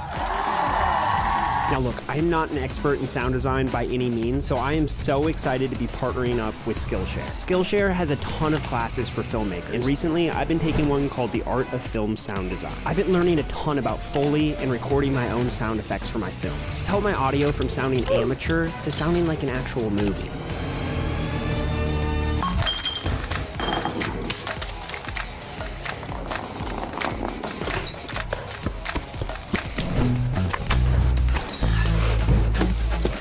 So as you can tell, I really enjoy recording my own sound effects. The Skillshare classes are just helping me make them sound even better. If you want to learn the ins and outs of sound design, cinematography, editing, or anything film related, Skillshare probably has a class for you. And the first 500 people to use my link in the description get a 1-month free trial. So start today. You can see me? This feels so weird. I think I need somebody actually here to read the script to me. It'd be so nice if I had a roommate that would help. You are going to be playing the role of Dave. Dave is a human, but Dave is also behind the camera, so you never see him. God, I never got to take the lens cap off. Oh, there you are. you can see me? Crystal clear, and it looks like the other rooms are set up as well. Perfect. We flip through the house, the kitchen, the dining room, hallway, back into the living room. I don't know how long it records for. There was also a thing on Amazon, sometimes it's jammed. Put like a pin in this little hole to reset it. So that's not inspiring the most confidence. But all we can really do is just hope we don't run into any issues. So Nick and I just kept rolling through the script, and after an hour, we finished the opening scene. Okay, it's nighttime now, and that's a wrap on day 1. The second and what I thought was the final day of filming was going great, and the camera was handling the shoot like a champ. But that's when I realized I made a huge mistake. I completely forgot about filming the final scene. Literally the most important part of the movie. You guys remember when I said we were done filming? We're not done. I'm so excited. He's gonna be Dave. Wait, what's your... Steve.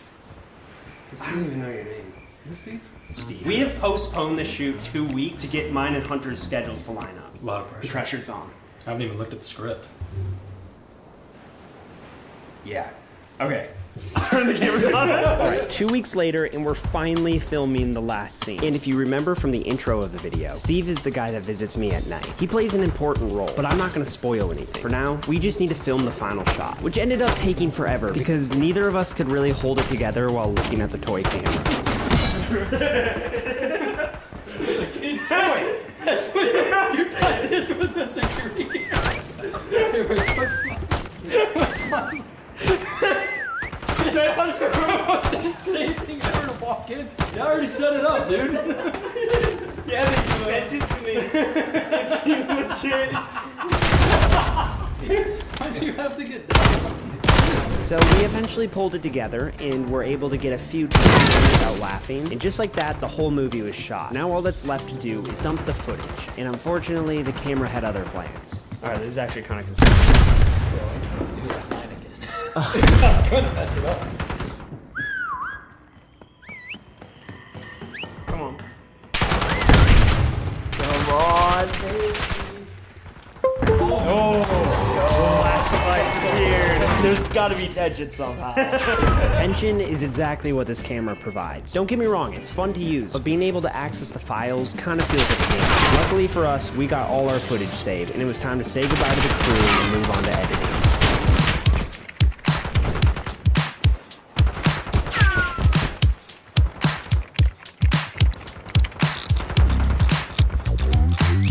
Alright, so I have a few ideas to make this grainy, low-quality footage look a little bit more interesting. You might have noticed that the date and time is burned into all the shots from the camera. And I don't want that, especially because it still says it's 2022. So the first thing I'm doing is making some security graphics that we can cover up the date with. Much better. I'm also adding a little audio animation that will pop up whenever we hear Dave talk through the camera. And I know these are pretty small changes, but I find that little adjustments like these can make or break a film. At this point, editing was going great, but suddenly, tragedy struck. Some of the footage is corrupted. I would be really mad, but then I keep remembering that I filmed this on a $9 camera. Let me show you what the problem is. Out of the 13 takes we filmed, we only did one with the lights turned off. We should try one without this light. Dark one. This was by far our best take. It felt natural. Overall, it was just scarier. It felt better than the shot with the lights. But it wasn't until I started editing that I noticed something strange. Did you see that? Let me play it again. Did I just teleport? Somehow, the part where I walk from the couch to the door is just deleted, vanished, nowhere to be seen. Literally every other one of the 12 takes are perfectly fine, but our favorite one is unusual. And that's when I decided to identify and eliminate all quits on the movie. Just kidding. I decided to color grade one of the brighter takes to look like the darker take and use that one instead. And even though it doesn't look quite as good, it's definitely good enough. And just like that, the problem is solved. Kind of makes you realize that there's always a solution. All right, I know I've poked a lot of fun at this camera, but in reality, it's pretty awesome. The fact that I'm making a somewhat serious short film with it is kind of mind-blowing to me. A few years ago, I would have never attempted something like this. Back then, I was far too focused on having the perfect gear for everything I made. And even though I'm happy with how those older films turned out, I only made a few of them because they were just too expensive and took too long to shoot. Lately, I'm starting to realize that I'd just rather create things more often than always trying to have the perfect set. And trust me, in this case, the gear is far from perfect. But honestly, that's kind of the fun of it. Let's finish this movie.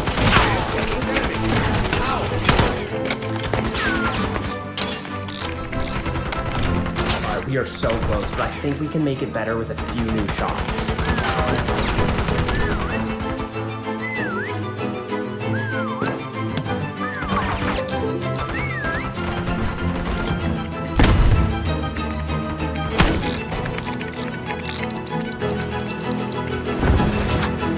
Alright, I'm done. If you want to watch the movie, you can click the link right here. Also, if you want to try the challenge yourself, I'll leave a link to the kids' camera video camcorder down in the description. I think everybody should try this. This is super fun. Also, I left a review for it on Amazon because I thought it would be funny, so I don't know why I'm telling you that. It's just, Anyway, I'll see you guys in the next video.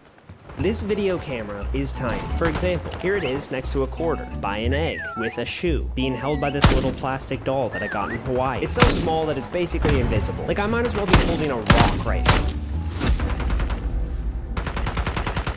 Okay, I'm holding a rock. But the camera is right here, and I know you couldn't tell a difference. Don't act like you could tell a difference between the two. I know you couldn't. This camera might be tiny, but somehow it still records full HD video, giving it the title of the world's smallest cinema camera. All right, so calling this a cinema camera might be a little bit of a stretch, okay? But I am gonna try to make a movie with it. You heard me. For the next few days, I'll be pushing this camera to its absolute limit as I put it through the paces of a real film production. And there's only one rule. Every shot of this movie must be filmed with this camera. Okay, you might be wondering how I even found this thing. Well, the answer is I found it on a random niche website that I doubt you've even heard of. But if you want to check it out, it's called Amazon.com.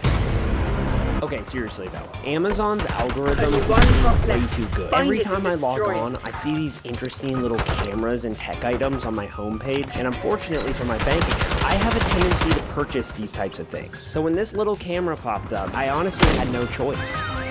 It came with a keychain, which is handy. This camera is smaller than my key fob. I don't understand technology.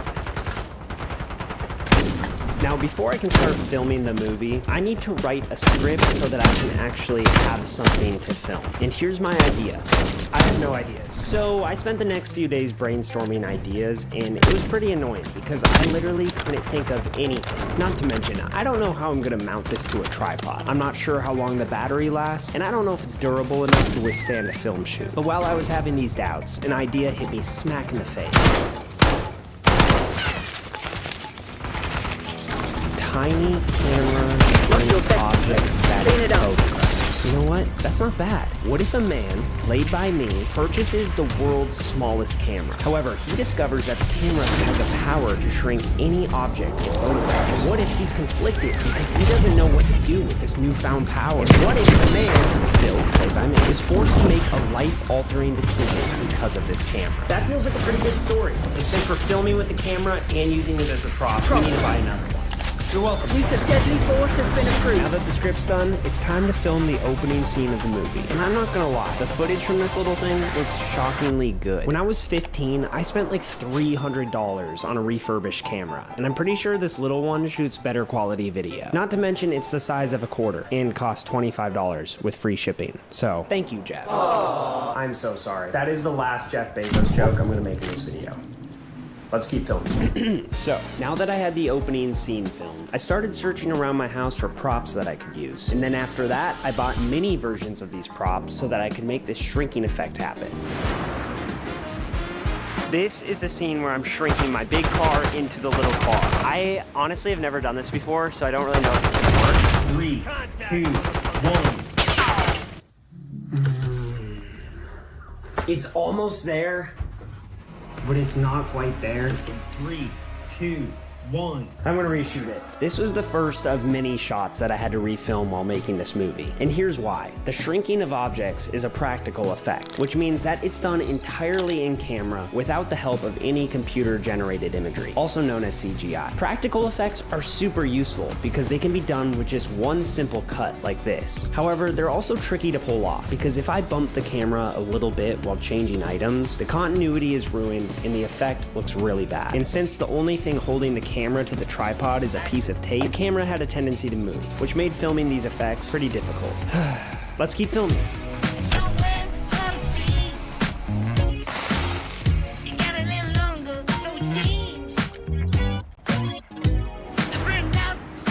And action.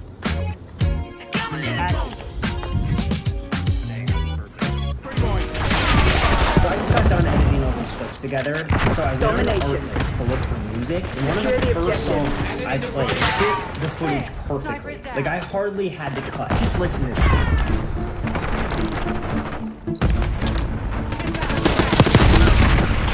No way.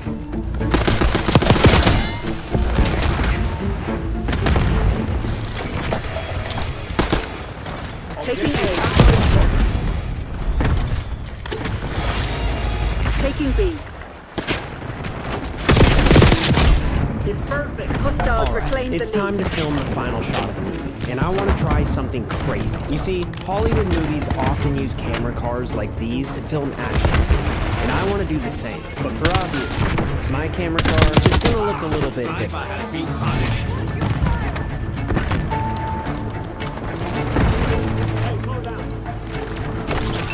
It's time. Securing Zone A.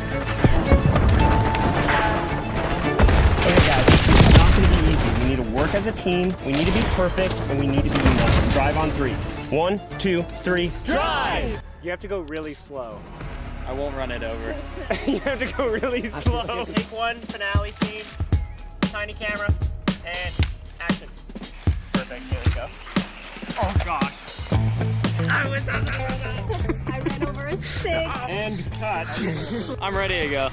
So things were off to a bumpy start. In my head, this idea seemed really simple, but it turned out to be the hardest part of the shoot. Because if the bike was too fast, the car was too far away. And if the car was too fast, it was cropped out of the shot. So in order to make this work, we have to be perfectly in sync. And I really mean that, because as you'll soon find out, this shot is vital to the story. Locked in, getting the information down just to make sure that post-production understands what are we shooting here, what are we trying to accomplish with this shot. And post-production, that's going to be Isaac.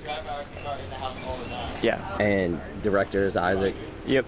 Talent, Isaac. Isaac, writer, Isaac. Does he need help? Guys, I gotta go get my dog from the groomer. So this is my last take. This is the one. And action. Oh yeah. Crazy times, can't you feel it? Is there a reason for it all?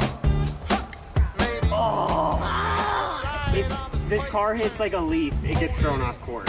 Wait for it, here come the fall. Oh, your mind's been spun too. Okay, pause real quick. The reason why my phone is on the gimbal is because the little camera is so light that the gimbal won't even function if it's by itself. So the phone is just acting as a weight. Okay, let's keep going. Action!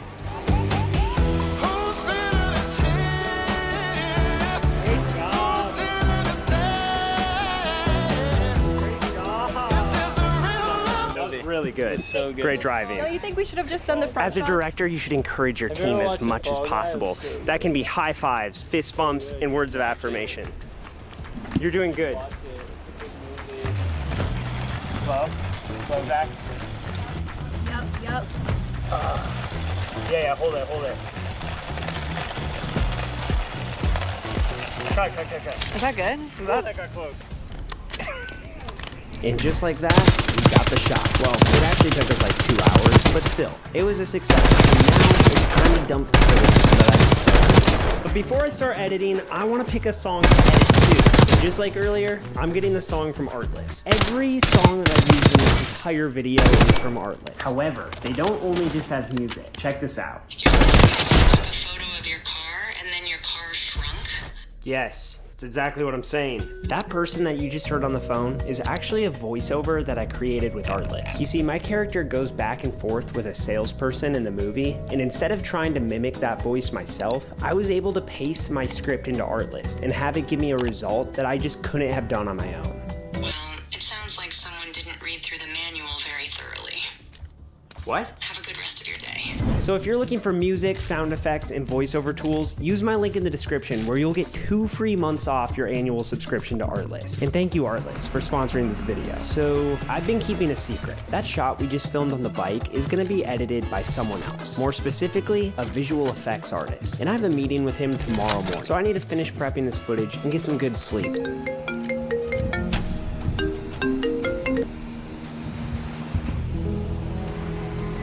Alright, it is 3:42 a.m.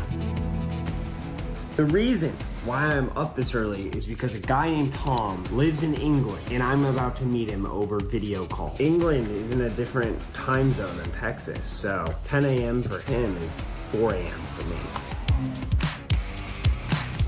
Hey! Yo! Tom, how's it going? Okay, I don't really know what happened here because this is mine and Tom's first time meeting each other, and we both just immediately started laughing for no apparent reason. So I instantly knew we were gonna get along, which is necessary because I'm about to ask him to do something crazy. But before I do, let me give you a little backstory. Tom does visual effects. Remember when we talked about CGI earlier in the video? Well, he does stuff like that. And as you can see, he makes very cool things. I'm honestly blown away that people know how to do stuff like this. This is insane. Anyway, a few months ago, we messaged about the possibility of working on a film together, and the time has come. I'm about to see if he's up for it. Flashbang shot! Basically,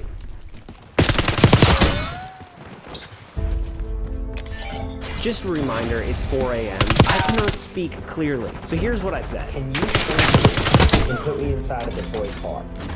I feel like you could somehow know how to do this.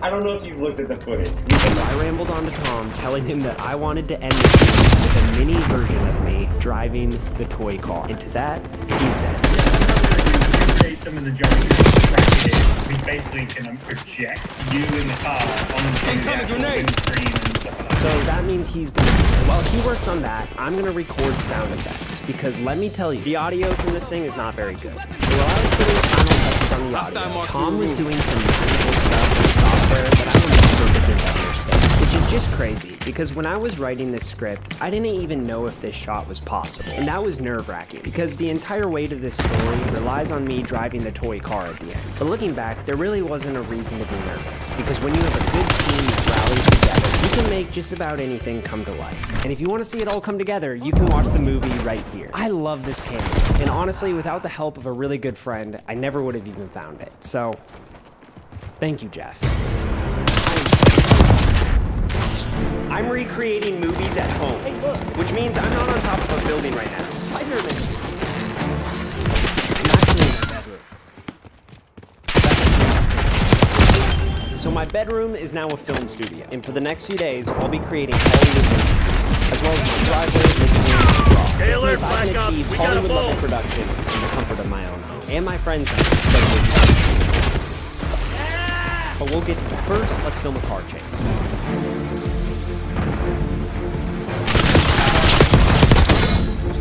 So in the Italian Job, they drive Mini Coopers, which is pretty cool, because I drive them now. But even cooler, I found the exact replica of my Mini Cooper. It was $26. I'm going to use this toy car and my real car to create a fast-paced driving scene. This is either going to look horrible or really impressive. I don't think there's any.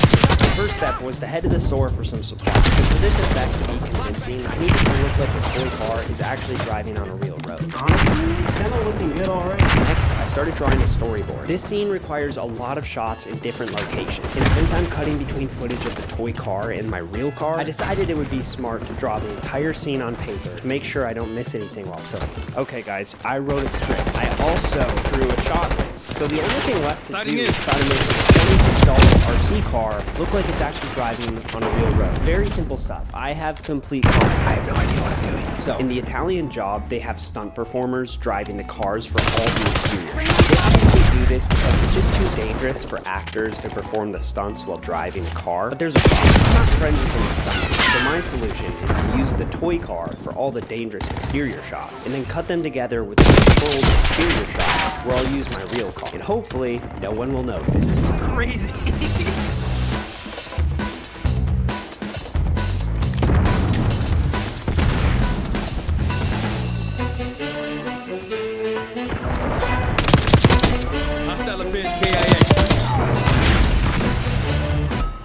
You might be able to tell I'm wearing different clothes. Overhead. That's because it's the next day. I underestimated how hard it is. I thought it'd be a simple 30-minute shoot. Bada bing, bada boom. It looks real. No, this little thing is tricky. Let me explain. In order to make this tiny car look like a big car, I have to film it really close up. And that's a problem, because the closer I get, the shallower the depth of field becomes. In other words, parts of the car that should be in focus are now out of focus, which breaks the illusion, because a real car doesn't look like this on camera. Luckily, there is a solution. There's this thing called aperture on a camera lens, and if you crank it down as far as it will go, Planning on giving up, do it down. The image is now You're very done. dark, Get but to don't work. worry, we can combat the darkness by adding more light. Now, I'm going to apply this image and create quite possibly the greatest toy Mini Cooper chase that has ever been filmed before. And that, you can mark that. You can count on my Guess I chose the wrong people for the job. My bad. Shit show. Move out, Black Ops. Filming this chase scene has been bringing me back to so many childhood memories. My brother and I used to film little movies like this all the time. And some of them were actually pretty good. And then there were some that were, you know, questionable. Fast forward 14 years, and here I am, still trying to figure out how to make movies. Still slightly nervous that I won't be able to pull off the shot.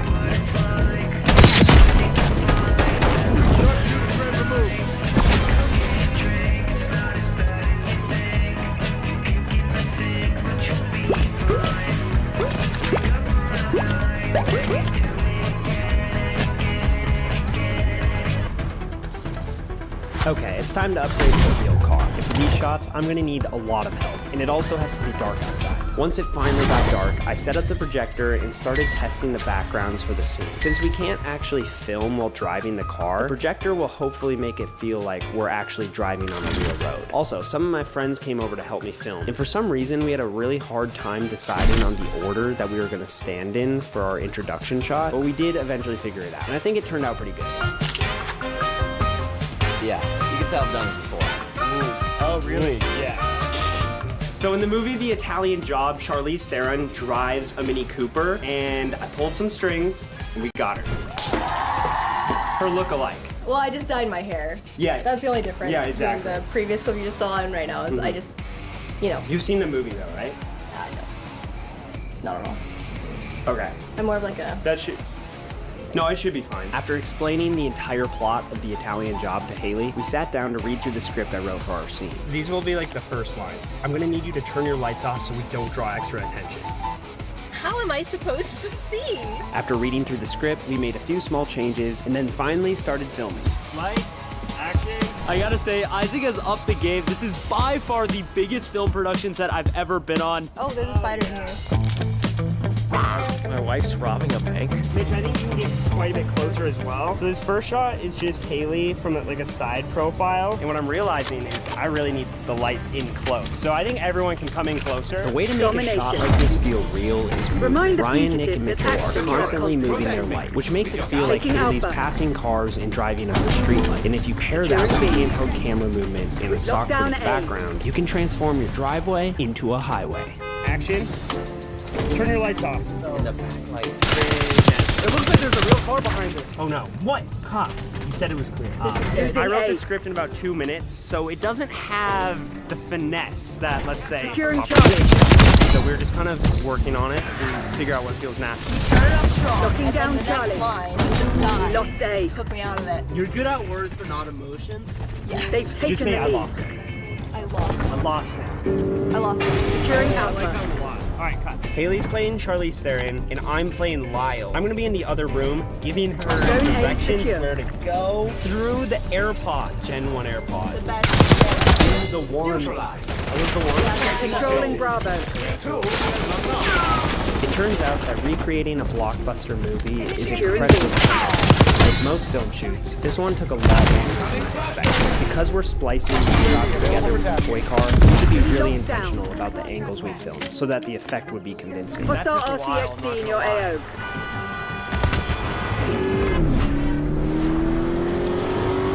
Okay, listen to me very carefully. I need you to go dark. What? Turn your lights on. How am I supposed to see? I'll guide you on the radar. You'll be fine. You're gonna have to trust me. Gray authorizing UAV mission. Exit 28 south. Sharp left. You're not making this easy, you know. There is a sniper. Me taking cover. Oh no. What?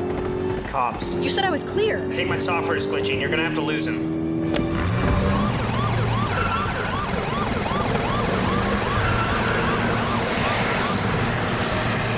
I lost him. Just like we planned. Losing Bravo. What? No. What about the mission? We're losing Alpha. Hello? We're winning. Haley? Keep it that way. Haley has signed Losing up. B. We lost B. Offense spring mine. Taking C. OBJ capture. Given up the lead. That's right. We're gonna recreate Interstellar in our living room. This is my roommate, Nick. He's playing Matthew McConaughey. All right. Is this on wrong or is this broken? So I got the crew back together to help me recreate an iconic scene from this $165 million blockbuster. And our budget is $50. Thank you, Amazon. So similar to the Italian job scene, we are going to be using a projector. So fun fact, Christopher Nolan used 15 projectors in a single scene of Interstellar. We only have the one projector, but it's cool to see that Hollywood losing movies Alpha. use this method of filming. Taking Bravo underway. Haze in a can. My favorite thing. Everyone plug your nose. Oh, it's actually leaking. Completely safe to use, don't worry. There's this beautiful scene in the movie where Matthew McConaughey launches into space, and that's the scene we're taking inspiration from. It's crazy because we're filming this in my living room, and I'm not gonna lie, the behind the scenes looks kind of pathetic, but I could not be happier with how this footage is turning out. I'm here, let's do this thing. Now that we had the full team assembled, we were moving fast. If I was doing this alone, these shots would look horrible. So, if there's one thing I've learned while making this video, it's that if you have nice friends who are willing to move lights around, it will make your boring shots actually look pretty good. You might have noticed, I've only used one brand of light in this entire video, and that's June. And you're not gonna believe this, but we're partnering up to give you their brand new light, the G300. It's really powerful. You're gonna love it. Nick, are you doing okay over there? The helmet kind of picks at my mustache and it kind of hurts. We're also giving away this giant lantern softbox and a light stand to one Taking lucky Alpha. person. If you want to enter this giveaway, all you have to Securing do is C. follow both myself and Taking June B. on Instagram and comment on this picture. Alpha secure. Just comment something cool you want to do with We're the light. losing We'll read through Alpha. every comment and pick the winner on shot 1, which just so happens to be my birthday. It's going to be a special day. All right, so after an hour of filming, shaking uncontrollably in my Staples hiking office chair, we finally had all the shots we needed to recreate Taking Interstellar. Bravo, Well, like underway. 40 seconds of Interstellar, but you get the point.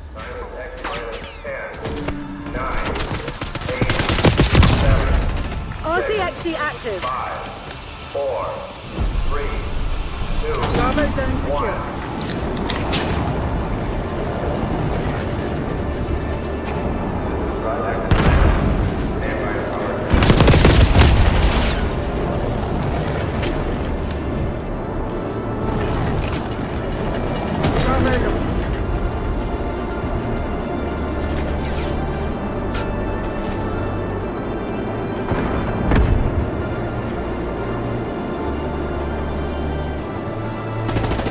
Deploying RCXD. Taking B. All right, so can we make this look like the ocean? It's gonna look really good. Trust me. Don't doubt me, okay? Losing It's A. gonna look sick. So there's this scene in the Controlling movie Life of Bravo. Pi where the ship crashes and the main character like goes underwater and there's people underwater shot with him like floating there, and that's what we're gonna try to replicate out here. Try to make it actually look like an ocean in this tiny pool. Is it Jake's pool? Is it the Pacific Ocean? I have no clue. It looks identical to the Pacific. All joking aside, it turns out that making a backyard Losing pool Bravo. look like an ocean is actually really difficult. But lucky for me, I have the right tools to job. Nice. Hey, get this. I was just saying that I need it closer to filming an ocean scene. Okay, let's get it. So, on a normal movie set, they use sandbags like these to keep expensive equipment from falling over, but this is not a normal Get movie me eyes set. in the sky. We're Securing on a Charlie. budget, so instead of sandbags, we're Enemy using UAV trash bags inbound. full of rocks and a giant tire to keep the camera from falling into the water. Just gonna Enemy RCXD trust this detected. mount that I bought on Amazon. This is so spooky. Bouncy, bouncy. Oh, Losing Bravo. Bro, is that normal? Yeah. Good. Cool. lost After speed. solving the problem of mounting the camera, it wasn't long until we ran into another. This problem is the other. This came out of nowhere. Oh no. 8 p.m.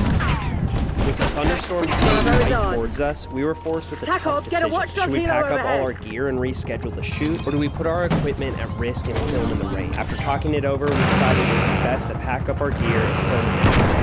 Just kidding. We actually decided to keep setting up. And looking back, this was one of my dumber ideas, because this storm was much worse than any of us anticipated. Oh my gosh, that's like this light here is mimicking the moon. It's supposed to like kind of just give a soft glow to everything.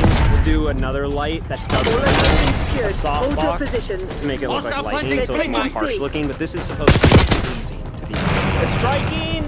Wow, did the moon just come out? Locking down Charlie.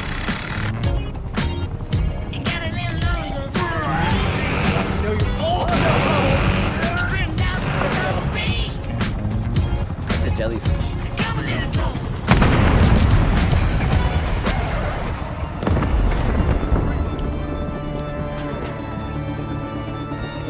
So what's this? This is supposed to simulate lightning.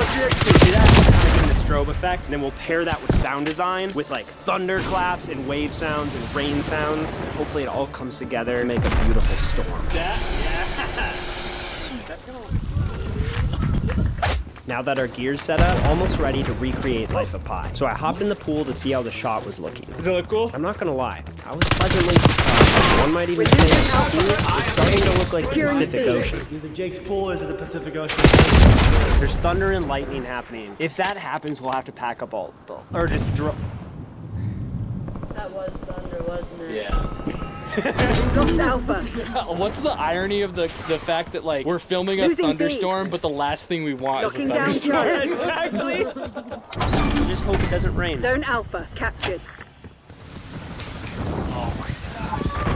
Bravo lost. Yeah, so this storm was worse than expected. And when we saw lightning, we started packing up the set as fast as we could. At Losing moments like aid. this, safety is the #1 priority. So our only option was to take Hostile shelter and RCXD wait for in the your storm AO. to pass. I'm also hoping that my Hostile camera UAV still works established because overhead. it kind of got drenched. And just like that, the fully functional camera, and only 30 minutes until the next storm, we were finally filming the movie scene.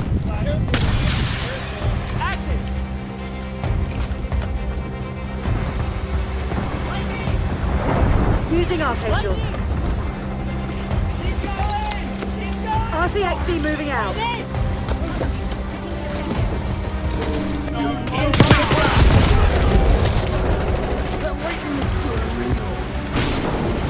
Taking C. And you have to just go until you can't go anymore. I was genuinely close to that. One more take. One more take. This one's just for safety. You're supposed to be the CIA's best. Act like it. Securing Charlie. No thunder, Mitch! You're getting stuck under! Shot is good.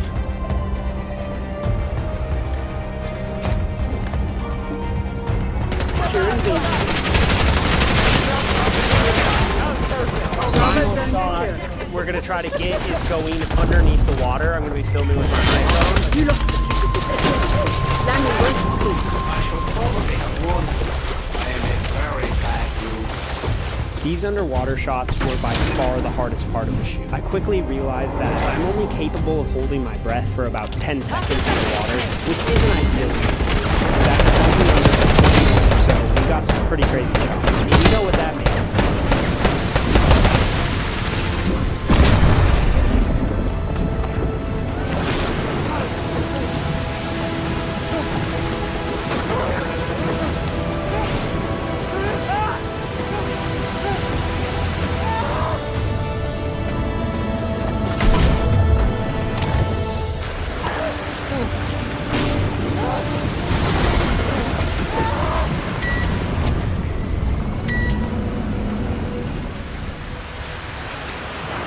So fast forward 14 years. I may not be making those ridiculous home videos anymore. Wait a second. Am I still doing the same thing?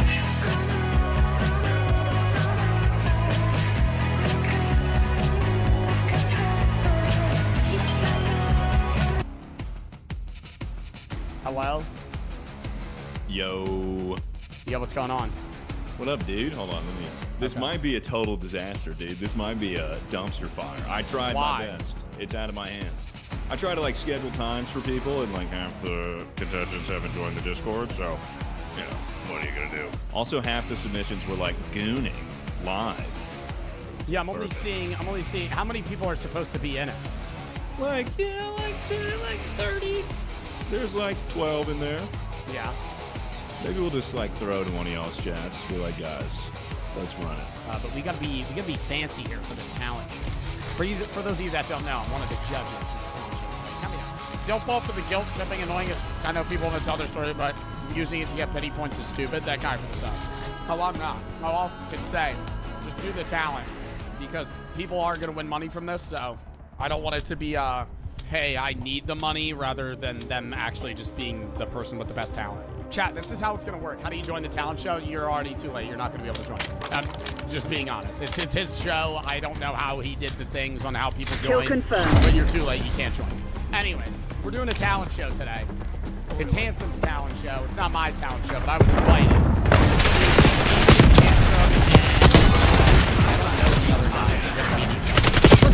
We're going to be doing a talent show here where there's, I believe, 25 contestants or so. And they're all going to be competing for, I think first place is $1,000. Something, $250 or something like that. And we're going to be, you know, the people that decide who wins. I'm guessing maybe he'll do a poll in the end. Big stakes here. Hamster's putting a lot of money for the winners, and we're going to be the judges. I'm going to be a brutal judge, especially since a lot of money's on the line. If your bad sucks, I'm letting you know fucking stuff. And yeah, that's about it. All right. I don't know how this is going to work. Hanson has it all set up. I'll fucking explain, so we're probably going to tune into him.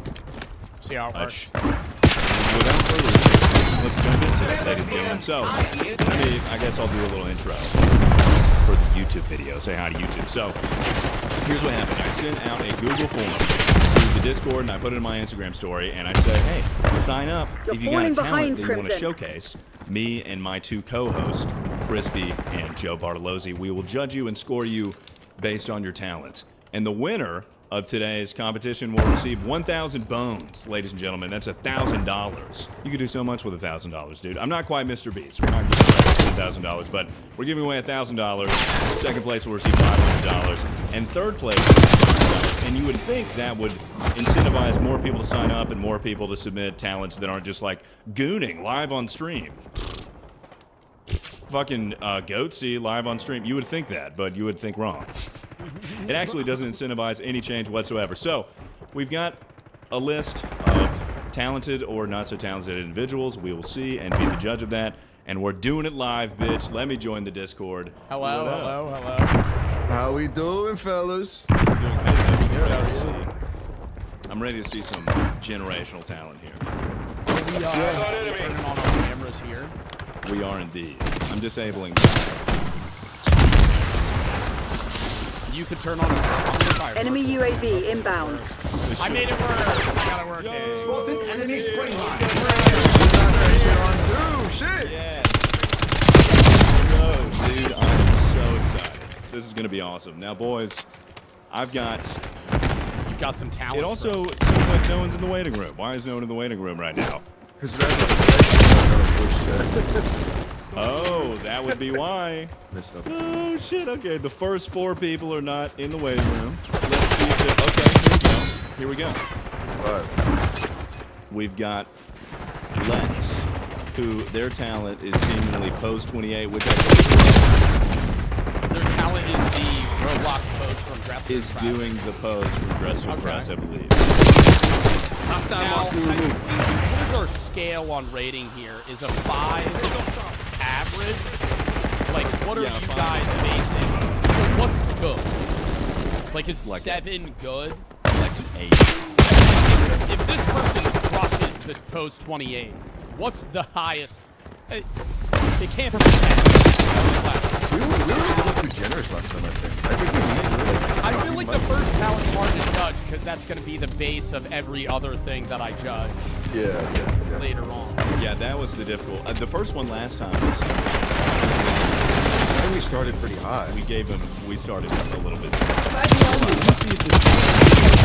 Speed. Robbie. Okay, Robbie plays the violin. Okay.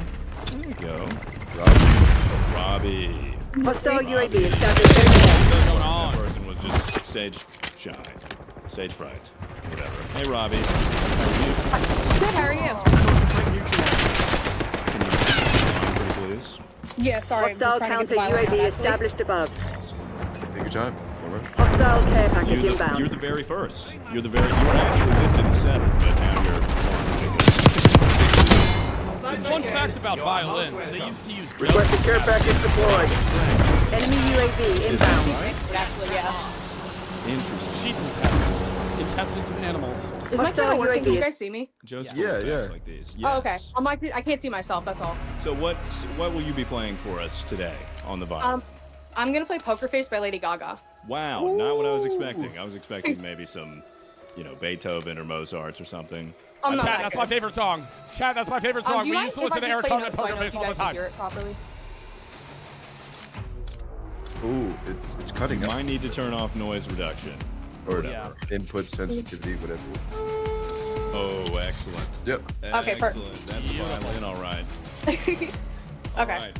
So, you will have 1 minute on the timer. The very first contestant of Fella's Discord Talent Show, number 2. Are you ready? 1 minute going right now. Boom.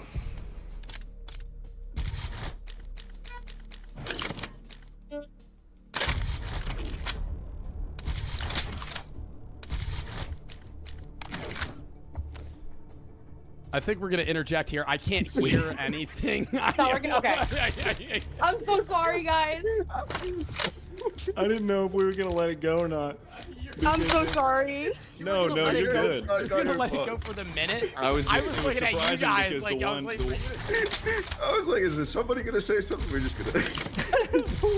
Oh my god. Okay. Do you want me to try and figure this out, and then I can DM one of you and see if I got it? If you want to move on to someone else, and I can come back. Yeah, that'd be great. There's a thing called noise suppression powered by Crisp. If you turn that off. Oh wait, one of my mods sent the settings that you. I really thought I was waiting for you to say something, and then I was like, just sitting here. Would you have let it go? Would you have let it go for the minute? I was gonna interject, but you had that look in your eyes like you were gonna interject. No, I did not. You looked at me and you were like, "Oh, yeah, it looks like he's gonna say something." Speed painting while making a sandwich. JJ Nacho, are you there? Hello. Hello. How's it going? Oh boy. Oh boy. Hello, right, JJ Nachos. Hello, guys. Hey. Hello. Hello. Well, you have a whole setup and everything. I've tried. All right, I've tried. I had no time to prepare, but I have the setup. Right, we have our sandwich station over here with my Bob Ross toaster. I like toasting my bread. I don't know about you guys. You know, it makes it taste a little better. I got my local barbecue sauce right here. Lovely. Awesome. And then some sliced mild cheddar. No meat. No meat. So we're making a cheese and barbecue sandwich. Cheese and barbecue sauce. Hey, right. I'm lactose intolerant, so you're already taking points off for that. Look. Fella is too. Yeah, I am. That's offensive to our culture. We're gonna have to incorporate that into the scoring system. That's okay. My wife is also any cheese, so I have to eat all of it. It's just a. So you will be making a sandwich while speed painting. What will you be painting today for us? I'd like to paint one of you guys. Oh, pick your poison. Yeah, I love all three of you boys, but Crispy, I've been watching you for about 5 years, and I need to paint you, man. Hell yeah! Okay, cool. Enemy soldier incoming. That's all right. That's all right. I understand. I can always paint you two later on as a little hobby. I'll hit you up. A little extra. All right. Thank you. Excellent. Awesome. Make sure to get his chest. Hold on. Oh yeah. Oh yeah. Here we go. All right. Bread is in the toaster. Reload. Bread is in the toaster. One. Enemy dropping into the AO. Here we go. All right, boys. A minute. It's like no time at all. Yeah. No time at all. All stations, this is Shadow 01. Deployment to the war zone has been authorized. Or the bread toast, rather. How long have you been painting? I started painting in about 8th grade.